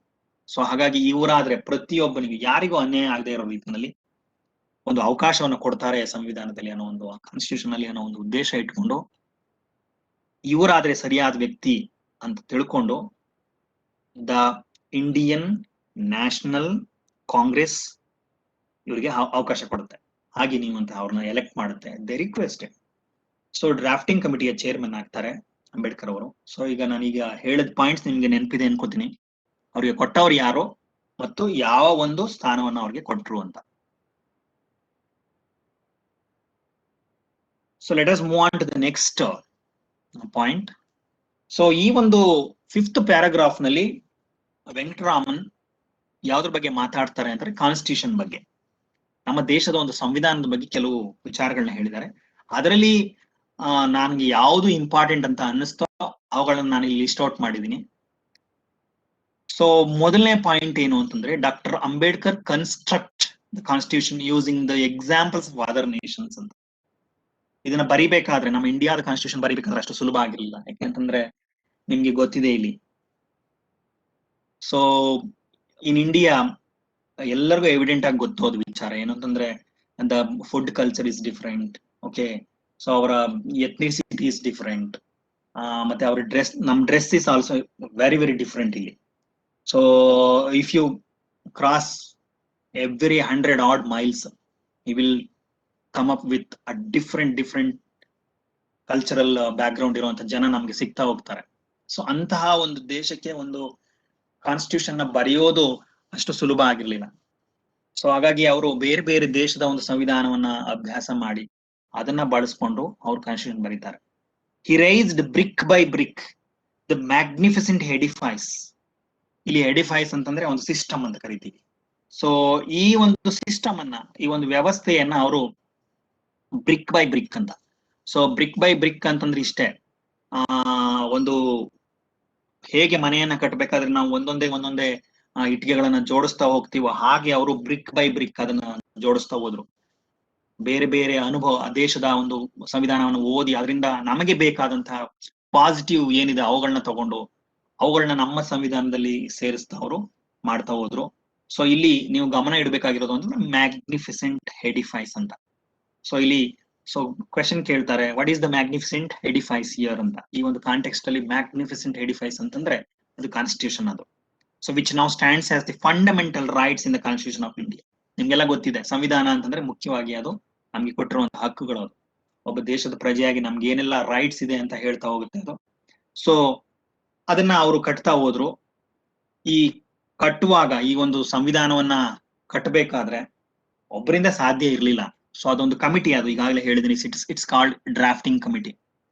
So there were other luminaries, there were other famous people were also there.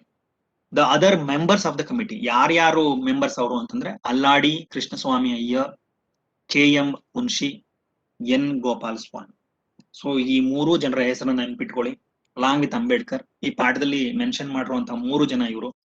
So exam ನಲ್ಲಿ ಕೇಳ್ಬೋದು, ಇನ್ ಯಾರ್ಯಾರಿದ್ರು ಒಂದು ಪ್ಯಾನಲ್ ನಲ್ಲಿ ಅಥವಾ ಕಮಿಟಿ ಒಳಗಡೆ ಅಂತ ಕೇಳ್ಬೋದು. So you have to remember these 3 names: Alladi Krishnaswami Ayyar, KM Munshi and N Gopala Swami. ಇದೊಂಥರ ಟೀಮ್ ವರ್ಕ್ ತರಾನೇ. ಆದ್ರೆ ಇಲ್ಲಿ ಒಂದು ವಿಚಾರದ ಬಗ್ಗೆ ಅವರು ಗಮನ ಸೆಳೀತಾರೆ ವೆಂಕಟರಾಮನ್, ಯಾವುದು ಅಂತಂದ್ರೆ Ambedkar was the pilot of the drafting committee ಅಂತ. So he was the pilot. ನಮ್ಗೆಲ್ಲ ಗೊತ್ತಿದೆ, ಯಾವುದೇ ಒಂದು ಸಂಸ್ಥೆ ನಡ್ಕೊಂಡು ಹೋಗ್ಬೇಕಾದ್ರೆ ಅಲ್ಲಿ ಒಬ್ಬ ವ್ಯಕ್ತಿ ಮುಖ್ಯವಾಗಿರ್ಬೇಕಾಗತ್ತೆ. ಹೇಗೆ ಒಂದು ವಿಮಾನವನ್ನು ನಡೆಸ್ಬೇಕಾದ್ರೆ ಒಬ್ಬ ಪೈಲಟ್ ಬೇಕು, ಒಂದು ಹಡಗನ ನಡೆಸ್ಬೇಕಾದ್ರೆ ಒಬ್ಬ ಪೈಲಟ್ ಬೇಕು, ಅದೇ ತರ ಒಬ್ಬ ಒಂದು ಸಂಸ್ಥೆಯನ್ನು ನಡೆಸಬೇಕಾದ್ರೆ, ಅದಕ್ಕೆ ಒಂದು ದಾರಿ ತೋರಿಸ್ಬೇಕಾದ್ರೆ, so the pilot is the very important person. So here Ambedkar played a vital role as a pilot in a drafting committee. So Dr. Ambedkar got the responsibility of explaining it to the assembly. ಇಲ್ಲಿ ಅವರು ತುಂಬಾ detail ಆಗಿ ಹೇಳಿದ್ದಾರೆ, but ನಾನು ಇಷ್ಟು simple ಆಗಿ ಹೇಳ್ತಾ ಇದ್ದೀನಿ ನಿಮ್ಗೆ. ಆ ಒಂದು ಡ್ರಾಫ್ಟಿಂಗ್ ಕಮಿಟಿನಲ್ಲಿ ಅದು ಬರದ ಆದ್ಮೇಲೆ ಅದನ್ನ ಎಕ್ಸ್ಪ್ಲೈನ್ ಮಾಡುವಂತ ಜವಾಬ್ದಾರಿನಿ ಇವ್ರ ಮೇಲೆ ಬೀಳುತ್ತೆ. ಯಾಕೆ ಇವ್ರ ಮೇಲೆ ಬೀಳುತ್ತೆ ಅಂತಂದ್ರೆ ಅದಕ್ಕೆ ಕೆಳಗಡೆ ನಾನು ಬರ್ದಿದ್ದೀನಿ ನೋಡಿ. He had a rare gift of unravelling complicated legal concepts in a language which the layman could understand ಅಂತ. ಇಲ್ಲಿ ಲೇಮ್ಯಾನ್ ಅಂತಂದ್ರೆ, ಲೇಮೆನ್ ಅಂತಂದ್ರೆ ಕಾಮನ್ ಲೋರ್ ಅಂತ, ಒಬ್ಬ ಸಾಮಾನ್ಯ ವ್ಯಕ್ತಿಗೂ ಅರ್ಥವಾಗೋ ಹಾಗೆ. ಸೊ ಅದು ಎಷ್ಟೇ ಕಾಂಪ್ಲಿಕೇಟೆಡ್ ಆಗಿರ್ಲಿ, so how much the issue is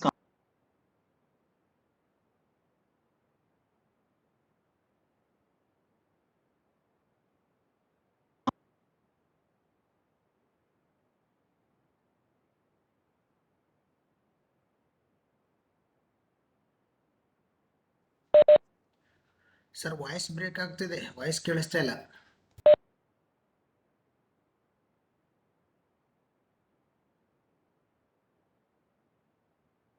ಒಂದು ನಮ್ಮ ಒಂದು ಏನೋ ಸಂಸತ್ತಿತ್ತು, ಅಲ್ಲಿ ಅದನ್ನ ಎಕ್ಸ್ಪ್ಲೈನ್ ಮಾಡ್ತಾ ಹೋಗ್ತಾರೆ.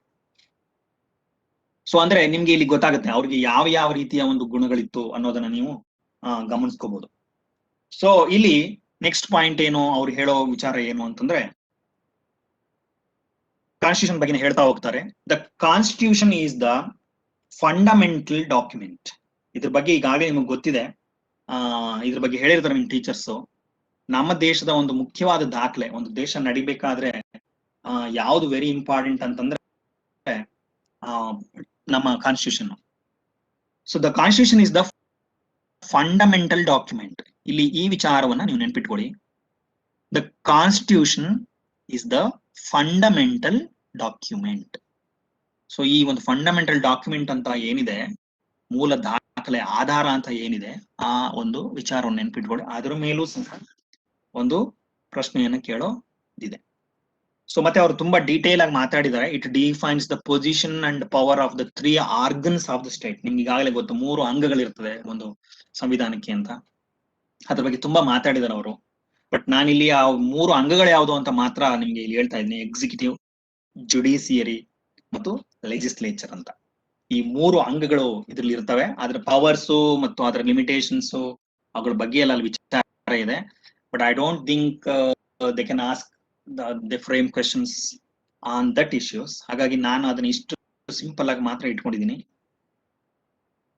ನೆಕ್ಸ್ಟ್ ಅದೆಲ್ಲ ಆದ್ಮೇಲೆ ಇಲ್ಲಿ ಜವಾಹರ್ ಲಾಲ್ ನೆಹರು ಡಾಕ್ಟರ್ ಅಂಬೇಡ್ಕರ್ ಅವ್ರನ್ನ ಫಸ್ಟ್ ಲಾ ಮಿನಿಸ್ಟರ್ ಮಾಡ್ತಾರೆ ಇಂಡಿಪೆಂಡೆಂಟ್ ಇಂಡಿಯಾದಲ್ಲಿ. ಅಂದ್ರೆ ಸ್ವಾತಂತ್ರ್ಯ ಬಂದ ನಂತರ ಅವ್ರನ್ನ ಮಾಡ್ತಾರೆ. ಆ ವಿಚಾರದ ಬಗ್ಗೆ ನಾನು ಇಲ್ಲಿ ಮಾತಾಡ್ತಾ ಇದ್ದೀನಿ. This is 7th paragraph. Jawahar Lal Nehru chose Dr. Ambedkar to be the first law minister of independent India. ನೀವಿಲ್ಲಿ ಇದನ್ನ ನೆನ್ಪಿಟ್ಕೊಳ್ಳಿ. ಇಂಡಿಪೆಂಡೆಂಟ್ ಇಂಡಿಯಾದ ಮೊದಲ ಲಾ ಮಿನಿಸ್ಟರ್ ಯಾರು ಅಂತ ಕೇಳ್ಬೋದು. So you have to write the answer doctor B.R. Ambedkar. ಅಥವಾ who chose doctor B.R. Ambedkar to be the first law minister of independent India ಅಂತ ಕೇಳ್ಬೋದು. So the answer is obviously Jawaharlal Nehru. ಅದನ್ನ ನೆನ್ಪಿಟ್ಕೊಳ್ಳಿ. ಮತ್ತೆ ಯಾಕೆ ಮಾಡಿದ್ರು ಅನ್ನೋ ವಿಚಾರ ನಾವು ನೋಡೋಣ. ಅವ್ರು ಯಾಕೆ ಮಾಡಿದ್ರು ಅಂದ್ರೆ, ಬಿಕಾಸ್ ಆಫ್ ನಿಮ್ಗೆ ಈಗಾಗಲೇ ಗೊತ್ತಿದೆ, Ambedkar had a remarkable traits, remarkable qualities of his own. ಆ ಒಂದು ರಿಮಾರ್ಕಬಲ್ ಕ್ವಾಲಿಟೀಸ್ ಇದ್ದಿದ್ರಿಂದಾನೇ ಆ ಒಂದು ನೆಹರು ಅವರು ಇವರನ್ನ ಲಾ ಮಿನಿಸ್ಟರ್ ಆಗಿ ಮಾಡಿದ್ದಾರೆ. ಆ ಮೊದಲನೇ ಪಾಯಿಂಟ್ ಏನು? Point number 1 is doctor Ambedkar's skills in the field of law and legislation. ಈಗಾಗಲೇ ನಮ್ಗೆ ಗೊತ್ತಿದೆ, ಅವರು ಸಂವಿಧಾನವನ್ನ ಬರೆದಿದ್ರು. ಸೊ ಹಾಗಾಗಿ ಅವ್ರಿಗೆ ಅದ್ರ ಬಗ್ಗೆ ತುಂಬಾ ಜ್ಞಾನ ಇತ್ತು. ಸೊ ಹಾಗಾಗಿ Jawahar Lal Nehru thought that so Ambedkar was the right man. So he was the right man to become law minister of independent India. So ಅವ್ರಿಗೆ ಅವ್ರ ಸ್ಕಿಲ್ಸ್ ಅನ್ನ ನೋಡಿ in the field of law and legislation. So he chose Ambedkar. And the second point is and his vision of social justice. ಇಲ್ಲಿ social justice ಬಗ್ಗೆ ನಿಮಗೆ ಸ್ವಲ್ಪ ಅರ್ಥ ಆಗ್ಬೇಕಾಗುತ್ತೆ. Social justice ಇಲ್ಲಿ 2 ತರ ಪದ ಬರುತ್ತೆ ಈ ಪಾಠದಲ್ಲಿ. ಸೊ ಅದನ್ನ ಗಮನ ಇಟ್ಟು ನೋಡಿ. ಸೋಷಿಯಲ್ ಜಸ್ಟಿಸ್, ಸೋಷಿಯಲ್ ಇನ್ಜಸ್ಟಿಸ್ ಅಂತ. ಸೋಷಿಯಲ್ ಜಸ್ಟಿಸ್ ಅಂತಂದ್ರೆ ಅದರ ಅರ್ಥ ಸಾಮಾಜಿಕ ನ್ಯಾಯ ಅಂತ. ಸೋಷಿಯಲ್ ಇನ್ಜಸ್ಟಿಸ್ ಅಂತಂದ್ರೆ ಸಾಮಾಜಿಕ ಅನ್ಯಾಯ ಅಂತ, ಅಂದ್ರೆ ಸಮಾಜದಲ್ಲಿ ನಡೆಯುವಂತ ತಾರತಮ್ಯ ಅಂತ. ಸೊ ನೆಹರು ನಿಮ್ಗೆ ಆಗ್ಲೇ ಹೇಳಿದ್ದೀನಿ, ಆಗ್ಲೇ ಒಂದು ಪಾಯಿಂಟ್ ಹೇಳಿದೆ. So Dr. Ambedkar devoted all his time, life, talent, everything. He devoted everything for the upliftment of the depressed class ಅಂತ ಹೇಳಿದ್ದೀನಿ. ಸೊ ಹಾಗೆ ಇಲ್ಲೂ ಸಹ ಅದೇ ಪಾಯಿಂಟ್ ನಾನು ಹೇಳಬಹುದು. ಏನಂತಂದ್ರೆ he devoted all his life for the social justice, to give social justice to everyone who present in the India. So ಇಂಡಿಯಾದ ಪ್ರತಿಯೊಬ್ಬನಿಗೂ ಸಾಮಾಜಿಕ ನ್ಯಾಯ ಸಿಗಬೇಕು ಅನ್ನೋ ಒಂದು ವಿಚಾರವಾಗಿ ಅವರು ಇಡೀ ಜೀವನವನ್ನ ಮುಡಿಪಿಡ್ತಾರೆ. ಯಾರು? ಅಂಬೇಡ್ಕರ್ ಅವರು. ಸೊ ನೆಕ್ಸ್ಟ್ ಪಾಯಿಂಟ್ ನಾನು ಸ್ವಲ್ಪ ಫಾಸ್ಟ್ ಮಾಡ್ತೀನಿ, ಈಗಾಗಲೇ ಟೈಮ್ ಆಗಿದೆ. ಇಲ್ಲಿದೆ ನೋಡಿ, ಆ ಪಾಯಿಂಟ್ಸ್ ನಾನು ಹೇಳಿದ ಪಾಯಿಂಟ್ಸ್ ಇದೆ ಇಲ್ಲಿ. ಅಂಬೇಡ್ಕರ್ ಫಾಟ್ ಅಗೇನ್ಸ್ಟ್ ಸೋಷಿಯಲ್ ಇನ್ಜಸ್ಟಿಸ್. ನೋಡಿ ಇಲ್ಲಿ ಸ್ವಲ್ಪ ಟ್ರಿಕಿ ಕ್ವಶನ್ಸ್ ರೈಸ್ ಆಗ್ಬಿಡುತ್ತೆ. ನೀವು ಅದಕ್ಕೆ ಸ್ವಲ್ಪ ಗಮನ ಕೊಡಬೇಕು. ಈಗಾಗಲೇ ಹೇಳಿದೀನಿ, ಸೋಷಿಯಲ್ ಜಸ್ಟಿಸ್, ಸೋಷಿಯಲ್ ಇಂಜಸ್ಟಿಸ್. ಈ ವಾಕ್ಯ ಗಮನಿಸಿ. ಅಂಬೇಡ್ಕರ್ ಫಾಟ್ ಅನ್ನೋದು ಫೈಟ್ ಅನ್ನೋ ಪದದ ಫಾಸ್ಟ್ ಟೆನ್ಸ್ ರೂಪ ಅದು. ಸೊ ನಿಮ್ಗೆ ಗೊತ್ತು ಅದು. ಅಂಬೇಡ್ಕರ್ ಫಾಟ್ ಅಗೇನ್ಸ್ಟ್ ಸೋಷಿಯಲ್ ಇಂಜಸ್ಟಿಸ್ ಅಂದ್ರೆ ಸಾಮಾಜಿಕದ ಒಂದು ಅನ್ಯಾಯ ಅಥವಾ ತಾರತಮ್ಯ ಏನಿತ್ತೋ ಅದರ ವಿರುದ್ಧ ಹೋರಾಡಿದ್ರು. ಯಾವ್ದ್ರ ಪರವಾಗಿದ್ರು ಅಂತ ಕೇಳಿದ್ರೆ ನೀವು ಸೋಷಿಯಲ್ ಜಸ್ಟಿಸ್ ನ ಪರವಾಗಿದ್ರು. ಯಾವುದರ ಪರವಾಗಿ ಅವರು ಹೋರಾಟ ಮಾಡಿದ್ರು, ಅಂಬೇಡ್ಕರ್ ಫಾಟ್ ಅಂತ ಕೇಳಿದ್ರೆ ಆಗ ನೀವು ಸೋಷಿಯಲ್ ಜಸ್ಟಿಸ್ ಅನ್ಬೇಕು. ಅಗೇನ್ಸ್ಟ್ ಅಂತ ಕೇಳಿದಾಗ ಸೋಷಿಯಲ್ ಇನ್ಜಸ್ಟಿಸ್ ಅಂತ ಹೇಳ್ಬೇಕು. So Ambedkar he is hailed as the modern Manu. ಇವೆಲ್ಲ ಫ್ಯಾಕ್ಟ್. ಇದನ್ನ ನಾವು ಫ್ಯಾಕ್ಚುಯಲ್ ಕ್ವೆಶನ್ಸ್ಗೆ ಬರ್ತವೆ ಇವೆಲ್ಲ. ಹಾಗಾಗಿ ನಾನು ಇದನ್ನ ಲಿಸ್ಟ್ ಔಟ್ ಮಾಡ್ಕೊಂಡಿದ್ದೀನಿ ಇಲ್ಲಿ. Ambedkar is hailed as the modern Manu ಅಂದ್ರೆ ಹೈಲ್ಡ್ ಅಂತಂದ್ರೆ ಅವ್ರನ್ನ ಹೊಗಳೋದು ಅಂತ ಅರ್ಥ. ಅವ್ರನ್ನ ನಾವು ಇವತ್ತು ಕರಿತಾ ಇದೀವಿ, ಏನಂತ ಕರಿತೀವಿ ಅಂದ್ರೆ ಮಾಡರ್ನ್ ಮನು ಅಂತ. ಇಲ್ಲಿ ನಿಮ್ಗೆ ಮನು ಅಂತಂದ್ರೆ ಯಾಕೆ ಈ ಮನು ಅನ್ನೋ ಪದ ಬಳಸಿದ್ದಾರೆ, so I have no time, ಅದನ್ನ ಹೇಳಲಿಕ್ಕೆ ಟೈಮ್ ಇಲ್ಲ.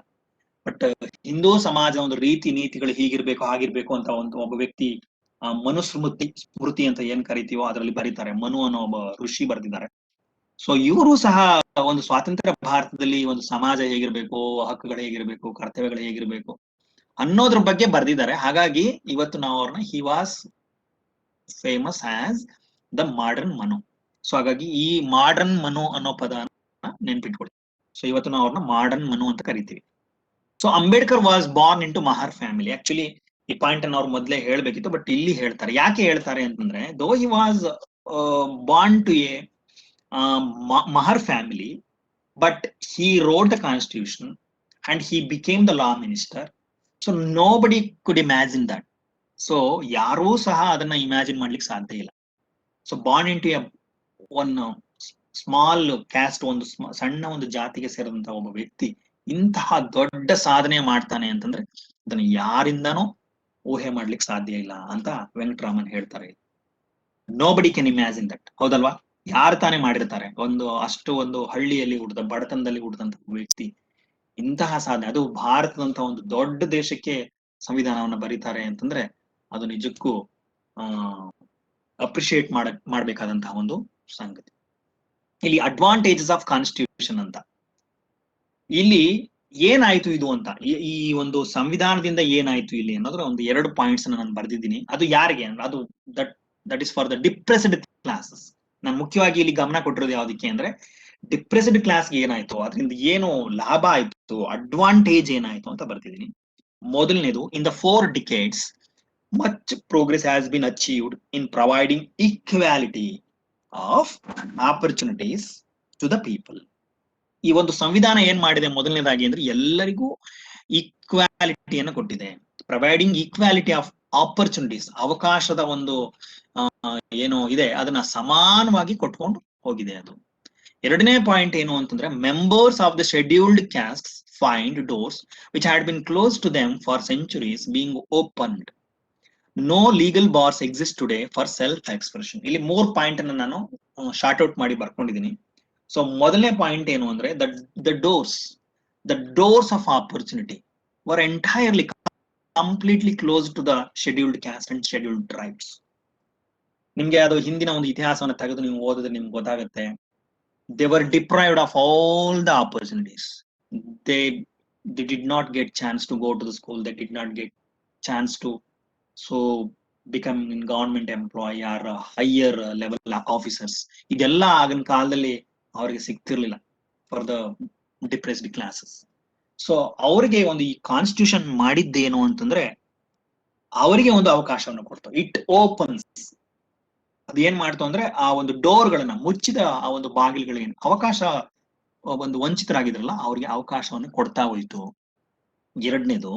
ಎರಡನೇ point, no legal bars exist today. ನಿಮಗ್ ಗೊತ್ತಿದೆ ಅದು ಏನು ಅಂತಂದ್ರೆ,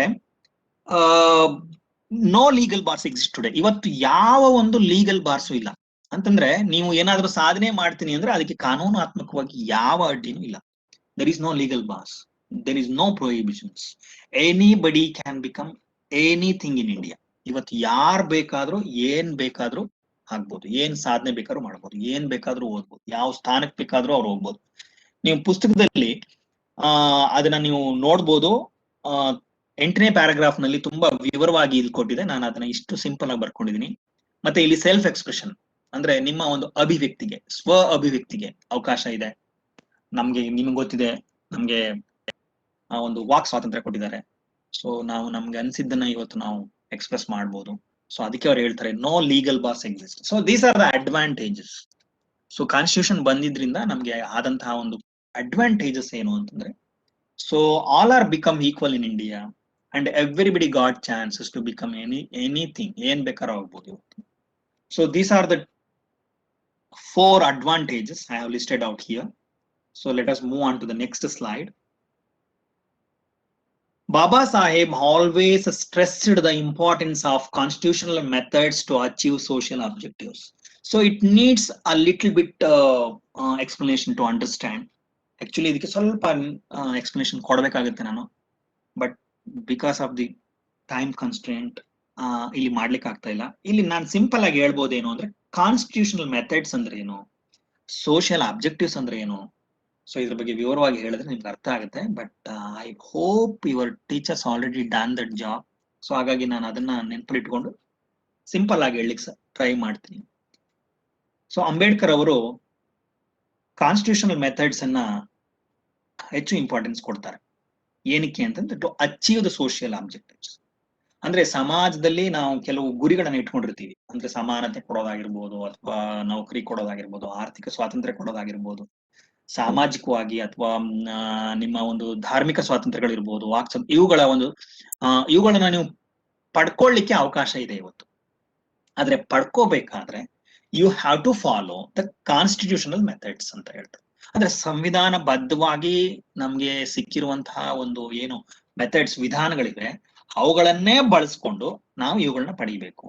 ಅವುಗಳಿಗೆ ವಿರುದ್ಧವಾಗಿ ಹೋಗಿ ಇವುಗಳನ್ನ ಪಡೆಯೋದಲ್ಲ. ಏನು ಈ ಒಂದು ಸೋಷಿಯಲ್ ಅಬ್ಜೆಕ್ಟಿವ್ಸ್ ನೀವು ಏನ್ ಗುರಿಗಳನ್ನ ಇಟ್ಕೊಂಡಿರ್ತೀರೋ ಅದನ್ನ ಸಾಧಿಸ್ಬೇಕಾದ್ರೆ you have to follow constitutional methods. So ಅದ್ರ ಬಗ್ಗೆ ಇನ್ನು ಸ್ವಲ್ಪ ನಾವು ಮುಂದೆ ಹೋದ್ರೆ ಇನ್ನು ಸ್ವಲ್ಪ ನಿಮ್ಗೆ ಅರ್ಥ ಆಗುತ್ತೆ. ಅವ್ರು ಹೇಳ್ತಾರೆ, according to Ambedkar, the methods of civil disobedience, non cooperation and satyagraha.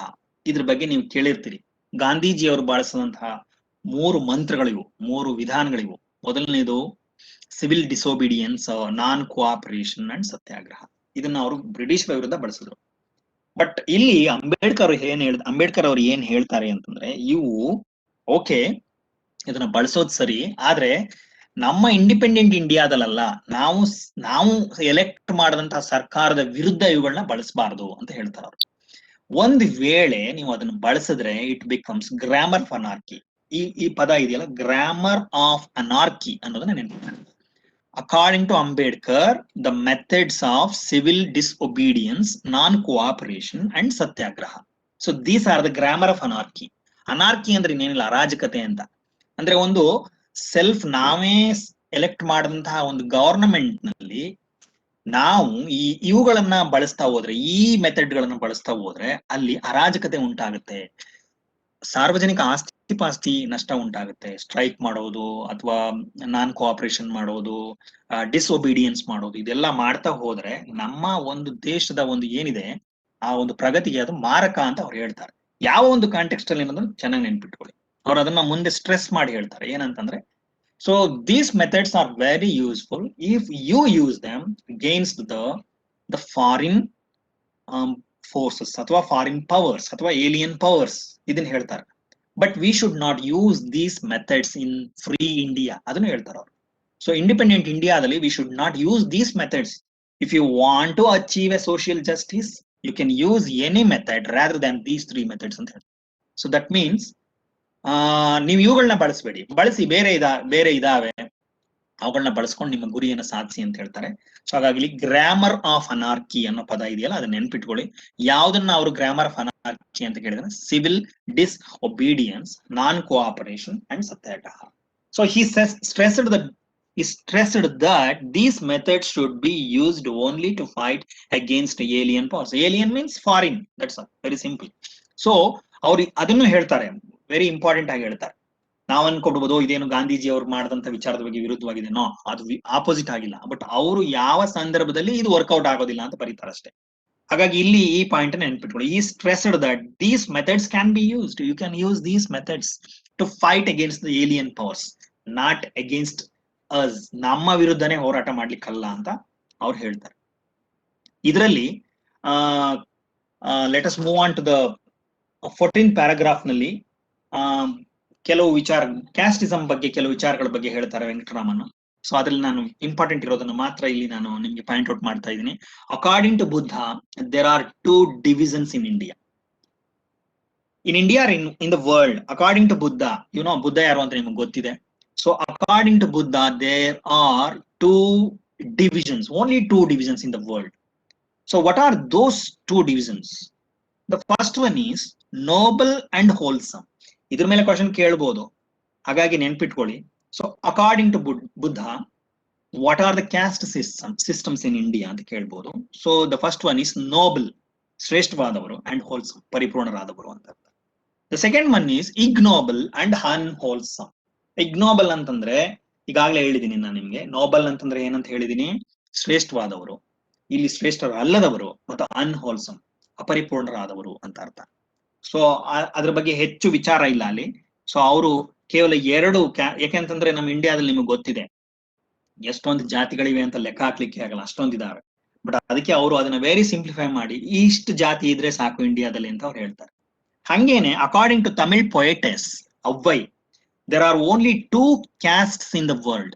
So ಹಾಗೆ ಇಲ್ಲಿ ತಮಿಳ್ ಪೊಯೆಟೆಸ್ ಅವ್ವೈ, ಒಬ್ಬ ಕವಯಿತ್ರಿ ಅವ್ವೈ ಅನ್ನೋ ಕವಯಿತ್ರಿ ಹೇಳಿದಂತ ಮಾತನ್ನೂ ಸಹ ಇಲ್ಲಿ ಹೇಳಿದ್ದಾರೆ. ಅದೇನು ಅಂತಂದ್ರೆ there are only 2 castes in the world, the charitables who give and are superior.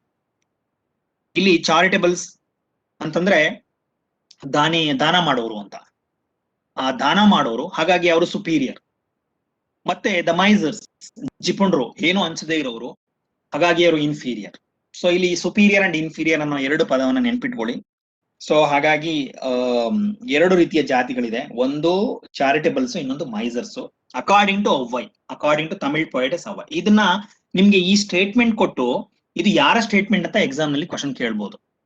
ಹಾಗಾಗಿ ಇದು ವೆರಿ ಇಂಪಾರ್ಟೆಂಟ್. ನಿಮ್ಗೆ ಕಾಣಿಸ್ತಾ ಇದೆ ಅನ್ಕೊಂಡಿದೀನಿ ಇಲ್ಲಿ. ಸೊ ಈ 2 ಸ್ಟೇಟ್ಮೆಂಟ್ಸ್ ಏನಿದೆ, according to Avvai, the charitables who give and superior, the misers who do not and are therefore inferior. ಇದನ್ನ ನೆನ್ಪಿಟ್ಕೊಳ್ಳಿ. So who statement it was ಅಂತ ಕೇಳ್ಬೋದು. ಹಾಗೆ ಬುದ್ಧನ ಸ್ಟೇಟ್ಮೆಂಟ್ ಕೊಟ್ಟು ಹೂ ಸ್ಟೇಟ್ಮೆಂಟ್ ಇಟ್ ವಾಸ್ ಅಂತ ಕೇಳ್ಬೋದು. So you have to give for the both points, the both are important points. So British ಇಲ್ಲಿ ಈ ಒಂದು ಕ್ಯಾಸ್ಟ್ ಸಿಸ್ಟಮ್ ಅನ್ನ ಹೇಗೆ ಬಳಸ್ಕೊಂಡ್ರು ಅವರು ಅಂತ. British used the policy divide and rule. ಜಾತಿಗಳನ್ನ ಡಿವೈಡ್ ಮಾಡಿ ನಮ್ಮನ್ನ ಆಳಿದ್ದು ಬ್ರಿಟಿಷರು. ಸೊ ಅದ್ರ ಬಗ್ಗೆ ಇಲ್ಲಿ ಹೇಳ್ತಾರೆ, ಬ್ರಿಟಿಷ್ ಯೂಸ್ಡ್ ದ ಪಾಲಿಸಿ, ಅವ್ರು ಬಳಸಿದಂತ ಪಾಲಿಸಿ, ಒಂದು ಅವ್ರು ಬಳಸಿದಂತಹ ಒಂದು ವಿಚಾರ ಏನು ಅಂತ, ವಿಧಾನ ಯಾವುದು ಅಂತಂದ್ರೆ ಡಿವೈಡ್ ಅಂಡ್ ರೂಲ್. ಅವ್ರು ಹೇಳ್ತಾರೆ ಡಿವೈಡ್ ಅಂಡ್ ರೂಲ್. ನಿಮ್ಗೆ ಗೊತ್ತಿದೆ, ಒಡೆದು ಆಳುವ ನೀತಿ, ನೆನ್ಪಿಟ್ಕೊಳ್ಳಿ ಅದನ್ನ. To divide the people of India and to strengthen their hegemony over us. ಅವರ ಪ್ರಭಾವ, ಹೆಗಮನಿ ಅಂತಂದ್ರೆ ಪವರ್ ಅಂತ, ಅವರ ಒಂದು ಹಿಡಿತವನ್ನ ನಮ್ಮ ಮೇಲೆ ಹೆಚ್ಚು ಮಾಡ್ಲಿಕ್ಕೆ, ಇಡೀ ಭಾರತವನ್ನ ತಮ್ಮ ಒಂದು ತೆಕ್ಕೆಗೆ ತಗೊಳ್ಳಿಕ್ಕೆ the British used this method, this policy. They used it ಎಷ್ಟು ವ್ಯಾಪಕವಾಗಿ ಅದನ್ನ ತುಂಬಾ ವೈಡ್ ಆಗಿ ಅದನ್ನ ಬಳಸ್ತಾ ಹೋಗ್ತಾರೆ. ಬಿಗಿನಿಂಗ್ ನಲ್ಲಿ ಒಂದೊಂದು ರಾಜ್ಯಕ್ಕೂ ಇನ್ನೊಂದು ರಾಜ್ಯಕ್ಕೂ ಜಗಳ ತಂದು ಮಾಡ್ತಾರೆ. ಆಮೇಲೆ ಇಡೀ ದೇಶ ತಮ್ಮ ತೆಕ್ಕೆಗೆ ಬಂದ ಮೇಲೆ, so they use the same method, same policy between the people, between the ಕ್ಯಾಸ್ಟ್ಸ್. So they divide the ಕ್ಯಾಸ್ಟ್ಸ್. So ಇವತ್ತು ಇಂಡಿಯಾದಲ್ಲಿ ಒಂದು ಕ್ಯಾಸ್ಟ್ ಸಿಸ್ಟಮ್ ಇಷ್ಟು ಆಳವಾಗಿ ಬೇರೂರ್ಲಿಕ್ಕೆ ಅವರು ಆ 200 ವರ್ಷದಲ್ಲಿ ಮಾಡಿದಂತಹ ಒಂದು ಕೆಲಸನೂ ಕಾರಣವಾಗುತ್ತೆ. So let us move on. ಇಲ್ಲಿ ಗಾಂಧೀಜಿ ಮತ್ತು ಅಂಬೇಡ್ಕರ್ ಇಬ್ಬರೂ ಸಹ ಈ ಒಂದು ಕ್ಯಾಸ್ಟ್ ಸಿಸ್ಟಮ್ ಅನ್ನ ಎರೇಸ್ ಮಾಡ್ಲಿಕ್ಕೆ, ಈ ಒಂದು ದೇಶದಿಂದ ಹೋಗಿಸ್ಲಿಕ್ಕೆ ತಮ್ಮದೇ ಆದ ಒಂದು ರೀತಿಯಲ್ಲಿ ಟ್ರೈ ಮಾಡ್ತಾರೆ.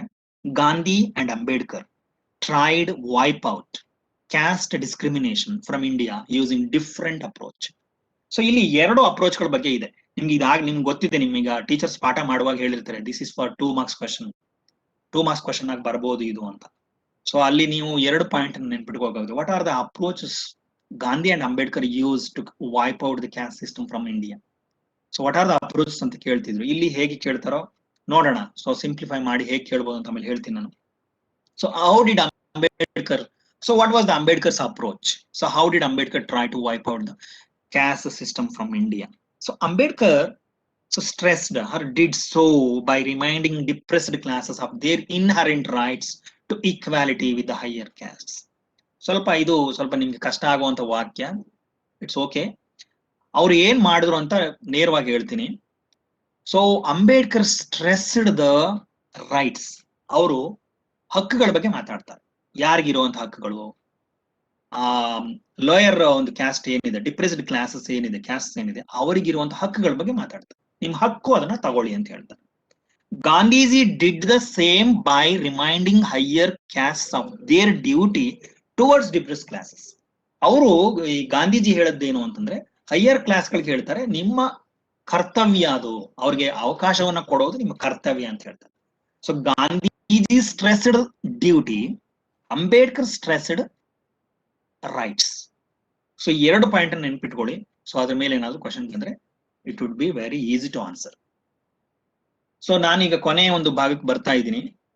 Ambedkar passed away in December in 1956. ಡಿಸೆಂಬರ್ನ 1956, 1956 ಡಿಸೆಂಬರ್ ನಲ್ಲಿ ಅವ್ರು ತೀರ್ಕೊಳ್ತಾರೆ. ಈ ಒಂದು ಪಾಯಿಂಟ್ ಅನ್ನು ಸಹ ನೆನ್ಪಿಟ್ಕೊಳ್ಳಿ. ಸೊ ಹಾಗೆ ಜವಾಹರ್ ಲಾಲ್ ನೆಹರು ಏನ್ ಹೇಳಿದ್ದಾರೆ ಅವ್ರ ಬಗ್ಗೆ ಅನ್ನೋ ಒಂದು ಪಾಯಿಂಟ್ ಅನ್ನ ನೋಡೋಣ ಈಗ.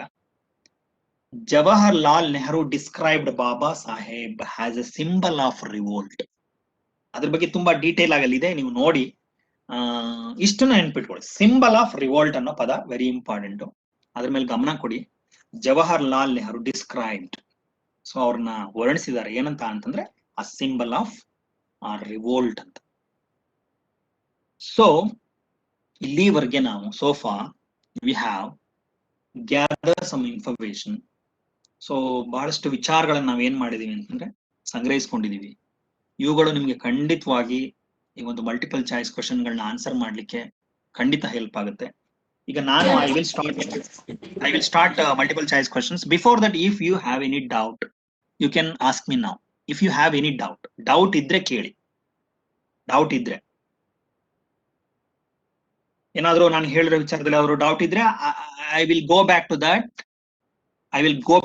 slide and once again I will try my level best to explain, and if it is possible I will try to simplify the concept. So do you have any doubt? No doubt? sir. Okay. Okay. Okay, you can ಹೇಳ್ಬೋದು if you have any doubt. Okay, so if there is no doubt, shall I move on? Shall I move on to MCQ questions? So okay, ನಾನು ಇಲ್ಲಿವರೆಗೆ ಏನು ಪಾಠ ಮಾಡಿದ್ದೀನೋ ಅವುಗಳ ಮೇಲೆ I have framed ರಫ್ಲಿ 10 questions I think. So ಆ 10 questions ಅನ್ನ ನಾನು ಇಲ್ಲಿ ನೀವು ಈಗ ಸರ್ ಡಾಕ್ಟರ್ ಪದವಿನ ಅಂಬೇಡ್ಕರ್ ಅವ್ರಿಗೆ ಯಾವಾಗ ಕೊಡ್ತಾರೆ? ಯಾವ್ದು ಹೇಳಿ? ಓಕೆ, ಅದು ಓಕೆ. ನಾನು ಇಲ್ಲಿ ಆ ಪಾಯಿಂಟ್ ಔಟ್ ಅನ್ನ ಮಾಡ್ಕೊಂಡಿಲ್ಲ. ನಿನ್ ಕೇಳದ್ ಕ್ವಶನ್ ಇನ್ನೊಂದ್ಸತಿ ಕೇಳು. ಡಾಕ್ಟರ್ ಪದವಿಯನ್ನ ಅವ್ರಿಗೆ ಯಾವಾಗ ಕೊಡ್ತಾರೆ? ಆಕ್ಚುಲಿ ಈ ಪಾಠದಲ್ಲಿ ಆ ಪಾಯಿಂಟ್ ಇಲ್ಲ, ಹಾಗಾಗಿ ನಾನು ಅದ್ರ ಬಗ್ಗೆ ಹೆಚ್ಚು ಗಮನ ಕೊಟ್ಟಿಲ್ಲ. ನಿನ್ಗೆ ಬೇಕು ಅಂದ್ರೆ I will clarify later. Okay, ಇನ್ಯಾರೋ ಡೌಟ್ ಇದ್ರೆ ಕೇಳಿ.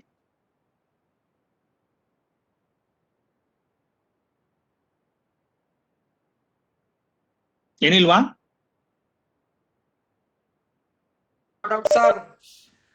ಹೇಳಿ. ಓಕೆ, ವಿದ್ಯಾರ್ಥಿ ಏನಾದ್ರು ಡೌಟ್ ಇದ್ರೆ ಕೇಳಿ, ಸರ್ನ ಕ್ಲಿಯರ್ ಮಾಡ್ತಾರೆ.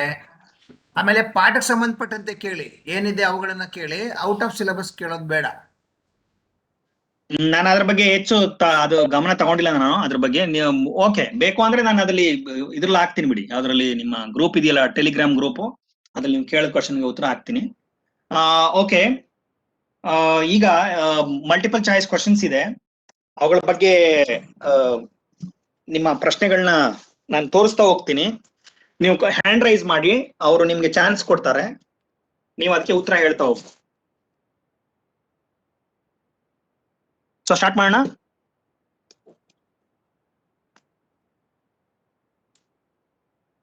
Okay, So here comes the first slide. So the question number 1, which one of the following newspaper was not started by Dr. Ambedkar? ಇಲ್ಲಿ ಸ್ವಲ್ಪ ಗಮನ ಇಟ್ಟು ನೋಡಿ. It's a negative question actually. Negative. Which one of the following newspaper was not started? First listen to me. So ನನಗೆ ಗೊತ್ತಿದೆ ನಿಮ್ಗೆ answer ಗೊತ್ತಿದೆ ಅಂತ. ಸೊ ಕ್ವೆಶ್ಚನ್ ಬಗ್ಗೆ ಗಮನ ಕೊಡಿ. ಇಲ್ಲ ಅಂತಂದ್ರೆ you may be commit a wrong answer. You may be give a wrong answer. Which one of the following newspaper was not started by Dr. Ambedkar? So option 1 is Voice of the People, B is Bahiskruta Bharat, Mooka Nayak and Samata. So ಯಾರಾದ್ರೂ ಒಬ್ರು answer ಮಾಡಿ. Option A voice of the people. Yes. ಈಗ ಇಲ್ಲಿ ನಾನು ಈಗಾಗಲೇ ಹೇಳುವಾಗ ಹೇಳಿದ್ದೆ. Voice of the people. 100% correct ಇದೆ. So good answer. Let us see the answer. What is the answer? So the answer is right.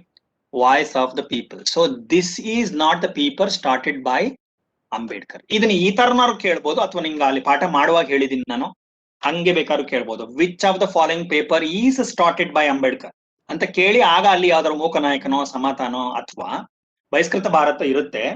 ಇಲ್ಲಿ ಕೇಳಿರೋದೇನು ಅಂದ್ರೆ ಯಾವ್ದ ಅಲ್ಲ ಅಂತ ಕೇಳಿದ್ದಾರೆ. So that is the right answer. So let us move on to the next slide. So the question number 2, British followed the policy of, ಈಗ ತಾನೇ ಮಾತಾಡಿದೀವಿ, divide and rule, punishment, adjustment, divide and rule. Option A divide and rule ಅಂದ್ರೆ ಏನು ಅಂತ ಅರ್ಥ ಆಗಿದೆ. The answer is correct. Divide and rule. So British used this policy, okay, so to conquer entire India. ಅದನ್ನ ಬಳಸ್ಕೊಂಡ್ರು, ಆಮೇಲೆ ಅವರು ಜನಗಳ ಮಧ್ಯನೂ ಬಳಸ್ಕೊಂಡ್ರು. Okay, so this is the answer, right answer. So let us move on to the third slide. Dr. Ambedkar was greatly influenced by anta ide. So you have to give, okay, Subhash Chandra Bose, Mahatma Phule ide, Mahatma Gandhi ide, Jawaharlal Nehru. So what is the answer? Sir option C Mahatma Gandhi. Option B Mahatma Phule. Mahatma Phule. Okay, B Mahatma Phule. Okay, ಸ್ವಲ್ಪ ನಿಮ್ಗೆ ಮಹಾತ್ಮ ಗಾಂಧಿ ಮೇಲೂ ಇರ್ಬೋದಲ್ವಾ ಅಂತ ಅನಿಸ್ಬೋದು. But ಇಲ್ಲಿ I have used one word, greatly influenced ಅಂತ. So ಹಾಗಾಗಿ ಅದ್ರ ಮೇಲೆ ಗಮನ ಕೊಡಿ. Maybe little bit confusion there ನಿಮ್ಗೆ ಆಗಿದೆ. ಓಕೆ, ಇರ್ಲಿ. ಆದ್ರೂ ಇಲ್ಲಿ ಮಹಾತ್ಮ ಗಾಂಧಿನೂ ಅವ್ರ ಮೇಲೆ ಪರಿಣಾಮ ಬೀರಿದ್ರು, ಅವರ ಒಂದು ಇನ್ಫ್ಲೂಯೆನ್ಸ್ ಆಗಿತ್ತು. ಆದ್ರೆ doctor Ambedkar was greatly influenced by ಅಂತ ಇದೆ. It is better to Mahatma Gandhi ಬದಲು ಬೇರೆ ಯಾವ್ದಾದ್ರು ಕೊಟ್ರೆ ಬೆಟರ್ ಅನ್ಸುತ್ತೆ ನಂಗೆ. Okay, the right answer is Mahatma Phule. The right answer is Mahatma Phule. So that is the right answer. So let us move on to the next slide. The question number 4, Ambedkar was a dash reader. So I think it's a very voracious reader. okay, silent, excellent, regular, voracious. So what is the answer? What is the answer? So okay, I am seeing many messages. D is the right answer. Okay, option D. So you are right. The voracious is the right answer.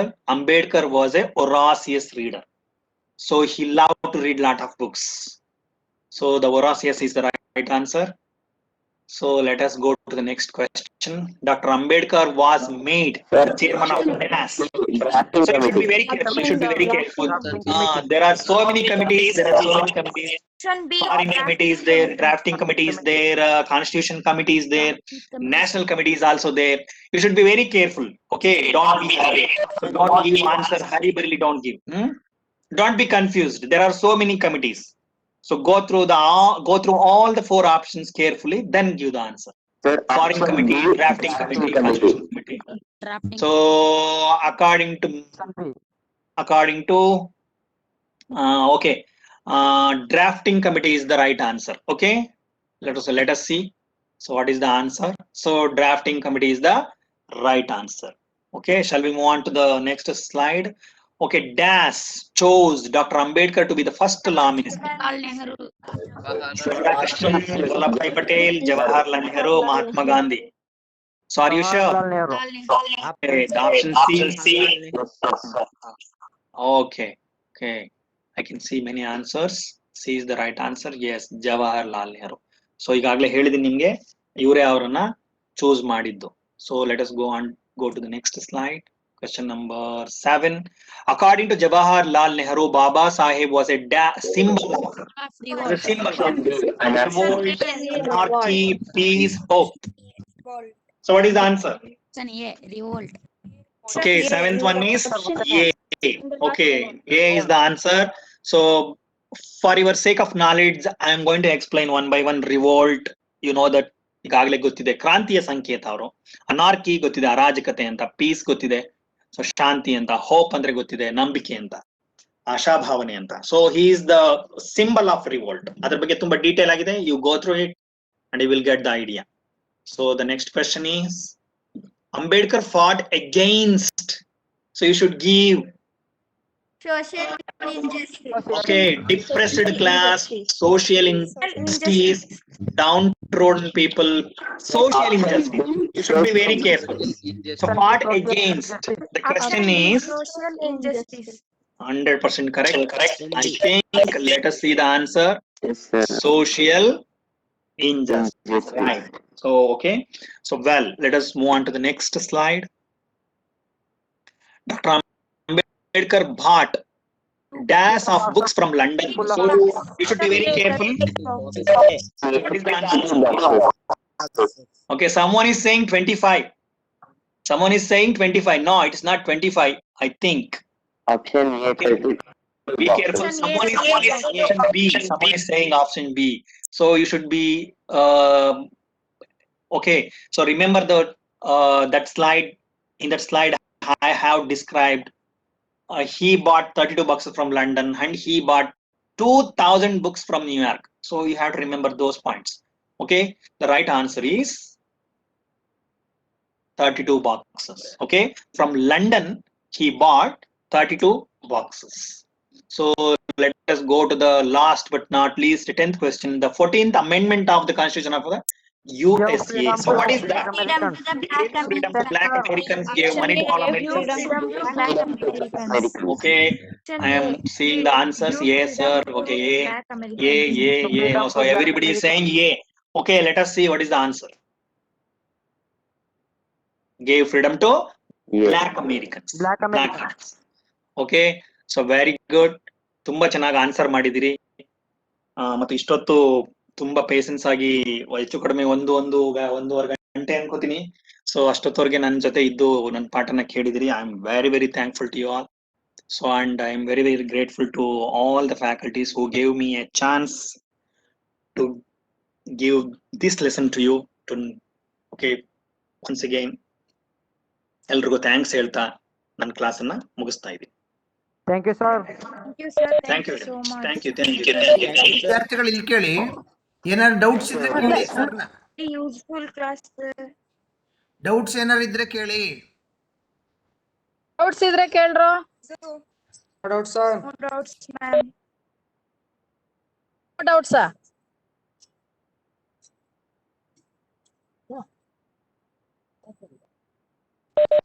Madam ನೀವೇ final ಮಾಡಿ. Second question ಏನು ಅಂತ ಕೇಳ್ತಾ ಇದ್ದಾರೆ. ಯಾವ second question ಅದು? Hello, question ಇದ್ರೆ ಹೇಳಿ, ಇಲ್ಲ ಅಂದ್ರೆ ನಾನು ಮತ್ತೆ ಸೆಕೆಂಡ್ ಕ್ವೆಶ್ಚನ್ ಯಾವ್ದು ಅಂತ ನೋಡ್ತೀನಿ. ಆನಂದ್ರಾಜ್ ಅವರು ಚಾಟ್ ಬಾಕ್ಸ್ ನೋಡಿ ಒಂಚೂರು ಸೆಕೆಂಡ್ ಕ್ವೆಶ್ಚನ್ ಏನು ಅಂತ ಕೇಳ್ತಾ ಇದ್ದಾರೆ, ಯಾವ್ದು ಅಂತ ನೋಡಿ.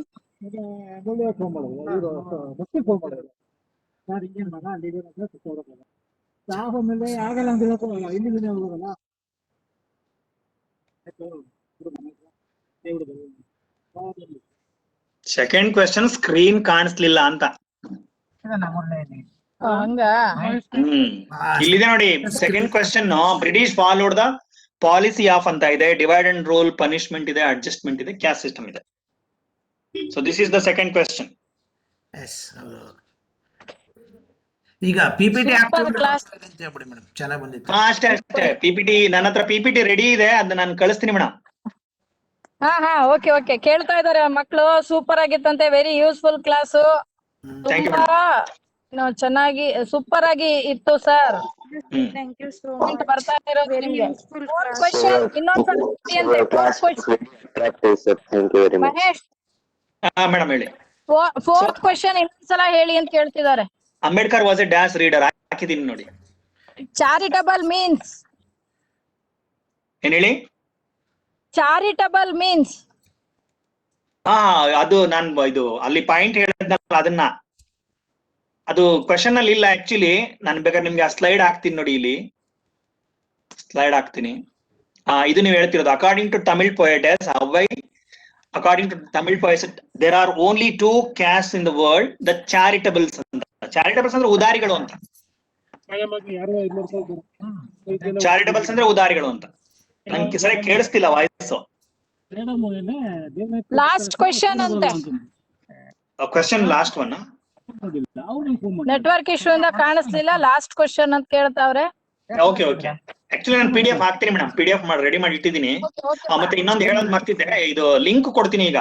ಇದ್ರದೊಂದು ಒಂದು ಸರ್ವೆ ಆಫ್ ಆರ್ಟ್ ಅಲ್ಲಿ ಮಾಡಿರೋದು ಒಂದು ಇದಿದೆ. ಒಂದ್ ನಿಮಿಷ ಇದೆ. ಲಾಸ್ಟ್ ಕ್ವೆಶ್ಚನ್ ಇದಲ್ವಾ? The 14th amendment of the constitution of this.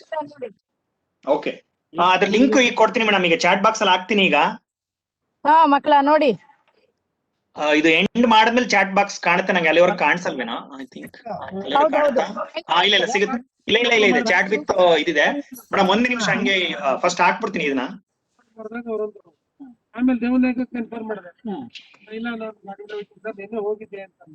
ಯಾರೋ ಕಷ್ಟ ಸುಖ ಮಾತಾಡ್ತಾರ ನೋಡಿ ಮೇಡಮ್. ಇಲ್ಲ ನಮ್ಮಲ್ಲಿ ನಾವು ಕಾರಲ್ಲಿ ಹೋಗ್ತಾ ಇದೀವಿ. ಅದು ಮುರಳಿ ಸರ್. ಸರಿ ಒಂದ್ ನಿಮಿಷ ಮೇಡಮ್, ಇದು ಹಾಕ್ಬಿಡ್ತೀನಿ ಇಲ್ಲಿ ಒಂದ್ ನಿಮಿಷ. ಇದು ಹಾಕ್ಬಿಡ್ತೀನಿ. ಇದು ಕಾಪಿ ಲಿಂಕ್ ಅಡ್ರೆಸ್ ಅದು ಬಂತ ನೋಡ್ಬಿಡಿ ಅಂತ ಅಷ್ಟೇ, ಇನ್ನೇನಿಲ್ಲ. ಅದು ಬಂತ ನೋಡಿ, ಒಂದ್ ನಿಮಿಷ. ಚಾಟ್ ಬಾಕ್ಸ್ ಅಲ್ಲಿ ಹಾಕ್ತಾ ಇದೀನಿ, ಸೊ ಚೆಕ್ ಮಾಡಿ. ಓಕೆ, ಇಲ್ಲಿ ಟು ಹೋಸ್ಟ್ ಅಂತ ಇದೆ, ಅದನ್ನ ಚೇಂಜ್ ಮಾಡ್ಬೇಕಾ ನಾನು ಮೇಡಮ್? ಪ್ರೆಸೆಂಟರ್ ಆಲ್ ಅಟೆಂಡೀಸ್ ಅಲ್ಲ? ಇನ್ನೇನು ಇಲ್ಲ ಅಂದ್ರೆ ಮಕ್ಕಳ ಅವರು ಸ್ಕ್ರೀನ್ ಶೇರ್ ಮಾಡೋದಿಲ್ಲ. ಹಲೋ ಮೇಡಮ್ ಬಂದಿದೆ ನೋಡಿ ಒಂದ್ಸತಿ ಮೇಡಮ್.